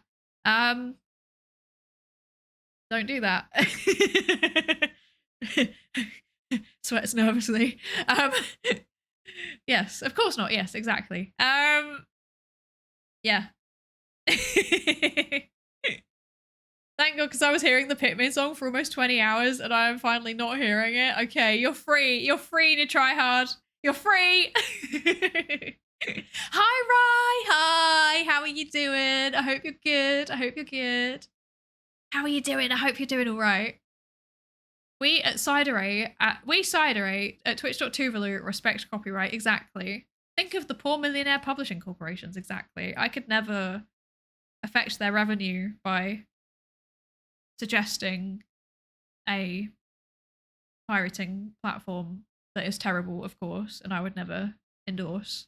Yes. My uni spends way too much on paper access. It's up to 4 million a financial quarter or something. That doesn't surprise me. Read and publish agreements are so expensive. They are so expensive. They're so expensive. You should never use Sci-Hub's horrible and illegal ability to search by title and DOI and authorship, letting you download the paper as a PDF. Exactly. You should never do that. Terrible. Did you create the Pikmin song yourself? I was rocking out to it the other day. I did. Well, I kind of did. So basically, the original Pikmin song is like, it's like a fandom thing. It's always been a thing. Not always been a thing, but you know, it's been a thing for a very, very long time. It's been a meme within the Nintendo fandom for a long time. Basically, like the original song is like I think it's a SNES game, like a Mario game background music. It's Beware the Forest Mushrooms. I think it might not be actually. It's from an old Mario game, basically. And yeah, the title of the track is Beware the Forest Mushrooms. And then someone like wrote lyrics to it that was like about Pikmin. So I think the original, how does the original go? I think the original one is like Pikmin 1 and 2 and Pikmin 3, Pikmin you play Control for the Wii, Pikmin 4 and 5, Pikmin 6, Pikmin 7, Pikmin 18 billion and 11, Pikmin 3 Deluxe and Hey Pikmin. Wait, no, my brain's defaulting to Centrifuge. I've overwritten it with my lyrics. Yeah, I made a parody version, exactly. I made a science-themed parody version. But it was already a parody. I made a parody of a parody. I need to know. Wait. Okay. Yes. Pikmin 3 Deluxe and Hey Pikmin. Pikmin Temptation and Pikmin Sin. Pikmin on your iPad. It's called Pikmin Bloom. Brand new crossover with Pikmin and Doom. Lost browser game. Pikmin Space Force. Pikmin Fortnite. Pikmin Loamy Clay and Pikmin Sand. Pikmin Adventure Nintendo Land. Pikmin coming to Super Smash Bros. Brawl. New sport I made where you throw a Pikmin ball. Pikmin on the GameCube where you can play it, love it or hate it, you will find it, etc, etc. It keeps going on. I'm not doing the swearing. I'm a say-so streamer. Anyway, it goes on like that. Sorry, I kind of balked that a little bit because my throat hurts, but yeah. That's how it goes. Why does it start with Pikmin 4 when you switch to it? Because I don't know how to set up a delay on it starting. So basically it starts playing in OBS behind the scenes while my transition animation is playing. So Pikmin 1 and 2 and Pikmin 3, Pikmin you play Control for the Wii, apparently is how long it takes for my transition animation to work. Yeah. Very boring behind the scenes stuff, actually. It was really good. It really wasn't. I can hear myself. I can hear myself, Marlin. It was mid at best. My voice is strained and I can hear it. I'm gonna leave, but before that, I'm gonna brag that I used the helmet of a character to frame their face and used them as teeth on the helmet they are wearing and all of their hair all at once. That sounds threatening and horrifying and brilliant. I hope you have a lovely rest of your day, Cleaver. Incredible. Incredible. I hope you have a lovely rest of your day. Yes. Thank you for stopping by. I appreciate it. You need to sing my neuroscience class parody songs, musical learning enhancement. I actually will. If you provide me the assets for them, I will do it.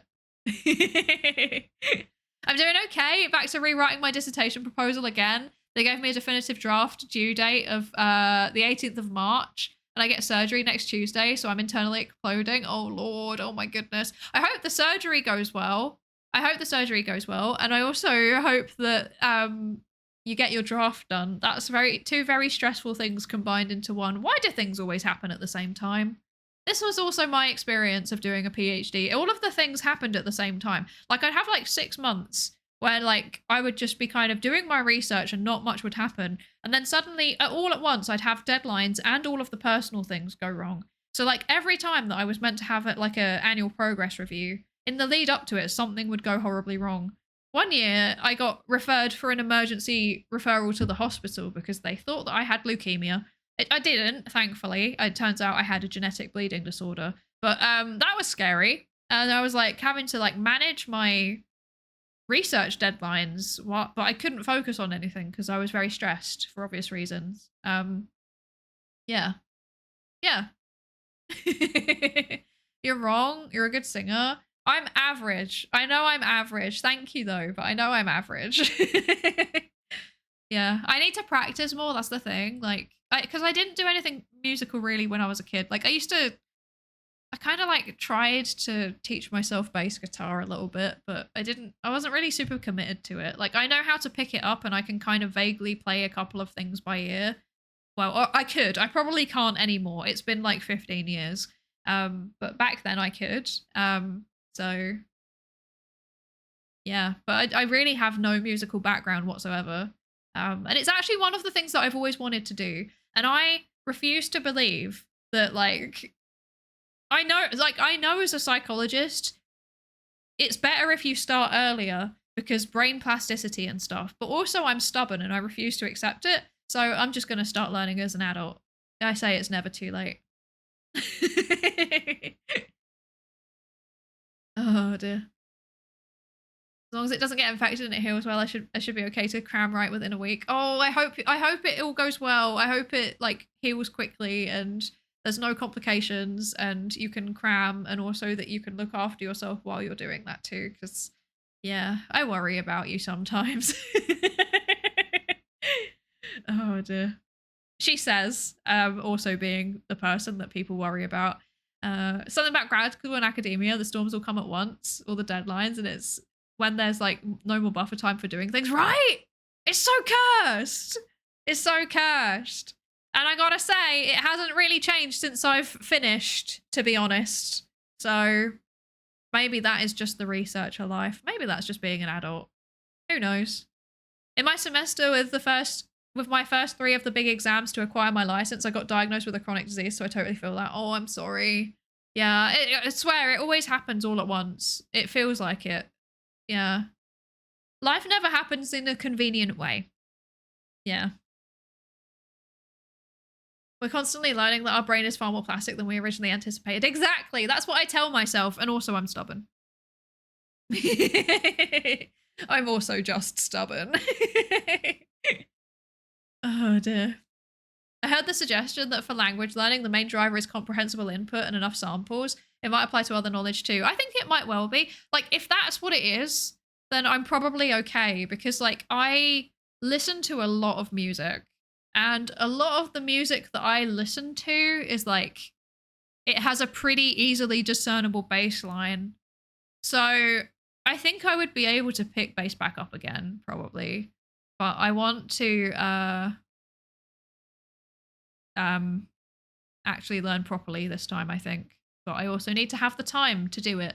So that's a thing. Because I don't really have the time at the minute because I'm doing a lot of things. You're still in academia, aren't you? Kind of. I'm like kind of academia adjacent. Like I'm doing research, but I'm not at a university anymore. Yeah. Did I start watching a streamer I need to worry about? Yes. Yes. Potentially. Life could be more convenient. It really could be.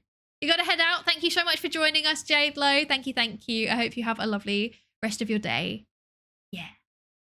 Enter Shikari. I don't think I could learn Enter Shikari bass lines. They are far too complicated.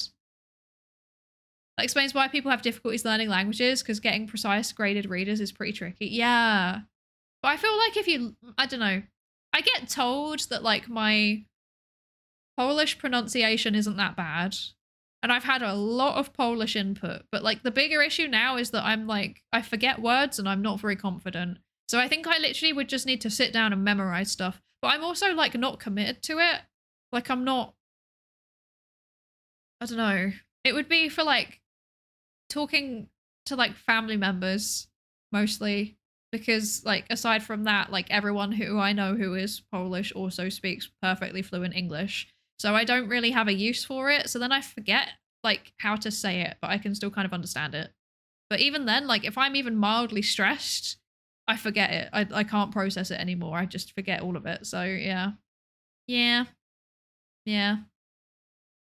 You can absolutely learn an instrument. Yesterday there was news about a program for pensioners to learn music. They interviewed a band of 70-year-olds and one lady had just learned the bass. That's so based. Haha. Haha. No, sorry. I'm sorry. I'll see myself out. Yeah. I should. I know I should. I feel like the thing that I need is time. I'm lacking time at the minute because I'm like working full time. I'm meant to be working 4 days a week, but I'm working full time at the minute. And then I also have like a bunch of medical appointments and I have streaming and I'm doing loads of traveling this year, which is the bigger issue, frankly. So yeah, I should learn, but right this year I just don't have the time to commit to it. So yeah. I do not have the time to commit to it, but I want to learn. But I feel like it's something that's better waiting until next year. I'm like strategically putting it off a year, basically, is what I'm saying. Yeah. You should go to the Polish shops and talk to the cashiers when you buy. I actually do that, but it's like really, really basic, you know? It'll be like, you know, hello, how are you? I'm okay. Except they never say I'm okay. They always go on like a little rant and I kind of half understand what they're saying. And then they say, this is how much it is. And then I pay and then I say, thank you. And then I leave. So like, there's not really that much interaction happening, you know? And I think that like my amount of input I've been having is also like massively decreased like over the last 6 months for obvious reasons. So I also like don't have a regular input anymore, so I think it's also degraded a bit because of that. I don't know. But I don't really, like I said, I'm also like kind of in a weird place where I'm like I've kind of lost my main reason to keep learning it. So I am not really super motivated. I'm more just kind of like doing Duolingo to maintain what I have already. Yeah. Probably, it's been a while since I've seen a streamer that can speak Polish. Probably second VTuber 2. Let's go. When I say speak, I'm using the term very liberally. Okay, I can read and understand a bit of Polish, but very basic. I'm like maybe A2 level. Yeah, yeah. But yeah, I can communicate. Yeah, I can communicate a little bit. Like I know enough where like I'm pretty confident that if I went to Poland now, like if I was just like today I leave and I just decided right now I am just flying to Warsaw, and then I got lost, I'm pretty confident that I would be able to ask people directions and I could get back to the central train station and then I could work out where I was going and I wouldn't need translations into English. So yeah, I'm pretty confident that I have that level of Polish, which is like a bit, you know, it's a bit. Oh yeah. Streams in Polish, never happening. Watch anime with Polish subtitles. Okay, unironically, actually, you're all welcome to judge me for this. Unironically, one of the ways that I was getting like input with Polish for a while was that I was watching Polish dubs of My Little Pony Friendship is Magic. Because they use like kind of simple, like it's simple enough that you can understand it, but some of it is also kind of like, it's not like overly simplistic, you know? So it's like there's a little bit of more advanced vocabulary thrown in there, and then like you pick up a lot of the kind of like colloquialisms from it too, especially since the different characters had different accents. So like I think if I remember correctly, like Applejack had like a southern Polish accent, if I remember correctly, and then I think Rarity had like a kind of like I don't know how to describe it, like a kind of preppy girl accent. Yeah. So it made it. I think it was actually pretty good input, to be honest. Yeah. Pretty smart. Thank you. Based. Thank you. I know the source material. I'm gonna be so real. Like I know the source material really well. I loved My Little Pony Friendship is Magic. I've watched all of it many times. So oh dear. Are you saying that a good way to learn languages is the dub of a kid's show? Yes, that's exactly what I'm saying. Yeah. Or like if you can find an original kids show in that language, that too. Yeah. I like to read children's books in other languages that I'm familiar with, and other books I've read a bunch for high school to help practice. That's also very smart. I just don't read very much. Who's your favorite pony?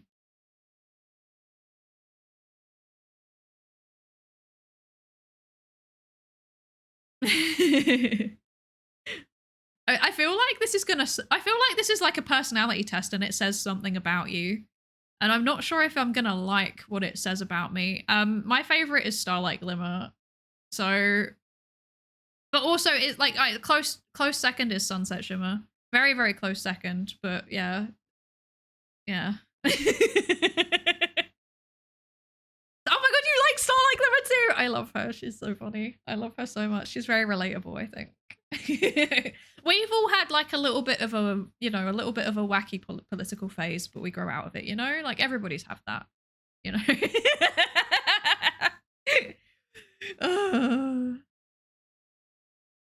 Oh dear. There's wacky unofficial Peppa Pig dubs in local Chinese languages on Bilibili. They started out normal and then go entirely off script. That's so funny. Oh my god, I love that. Yeah, so when I played games in English since I was 8, I didn't know a word. I just had a dictionary next to me, and then I checked the meaning, and by age 13 I knew almost enough English knowledge to read B2 books, and my teacher was confused and I was doing all the homework she was giving me on the spot. That's so good. That is exactly the same way that other people I know learned too, and it's such a good way to do it. The problem for me is time. So unfortunately I'm busy, so I don't have the time to sit there and like play a game or to read a book or to watch a series and like go to the dictionary and keep doing like, yeah, it's very frustrating, to be honest. I wish that I didn't have to sleep. If I didn't have to sleep, I would do so much stuff. Like you would not be able to stop me.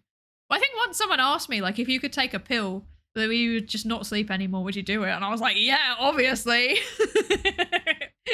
Heck yeah. Is this MLP talk? Yes. Yes, it is.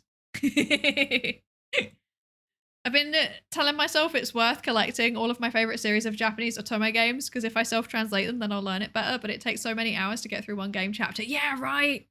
It's so much time. It's so much time. Yeah. It's too much, actually. Yeah. Speaking of My Little Pony, I think it's quite late, and I think it's time for us to wrap up.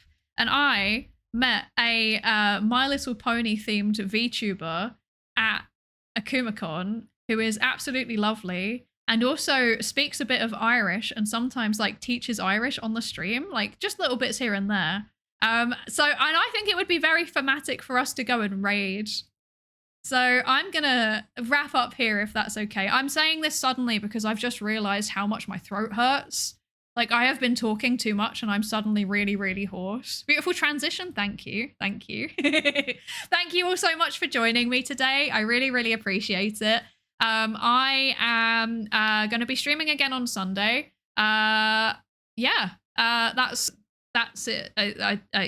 Sunday. And then also, I forgot that I was meant to shout out Tayu. Tayu the Goat.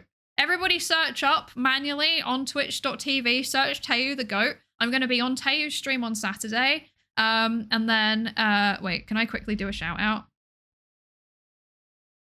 I hope I've spelt that correctly. I've typed really quickly. So yeah, I'm going to be on Tayu's stream on Saturday because it is his birthday. We love Tayu. He does mental health content from like a peer support standpoint, and he is wonderful and I love him so much. So please go check out his birthday stream. And then on Sunday, we're going to be doing more reading of a paper. We're going to keep reading that Everett and Colleagues. I can't see how much time is left on the raid. This was not the best decision I've ever made. Anyway, but that's the plan for the rest of the week. And then I don't know what I'm doing next week. I don't think that far ahead. But yeah, thank you all so much for joining me. I really, really appreciate it. And I hope you have a lovely rest of your day, whatever you're doing. I am just generally talking because I can't. There's 4 seconds left. Okay, bye everybody. Bye. Thank you for joining us. Bye. Okay, wait. Let me actually end this now. Okay, there we go.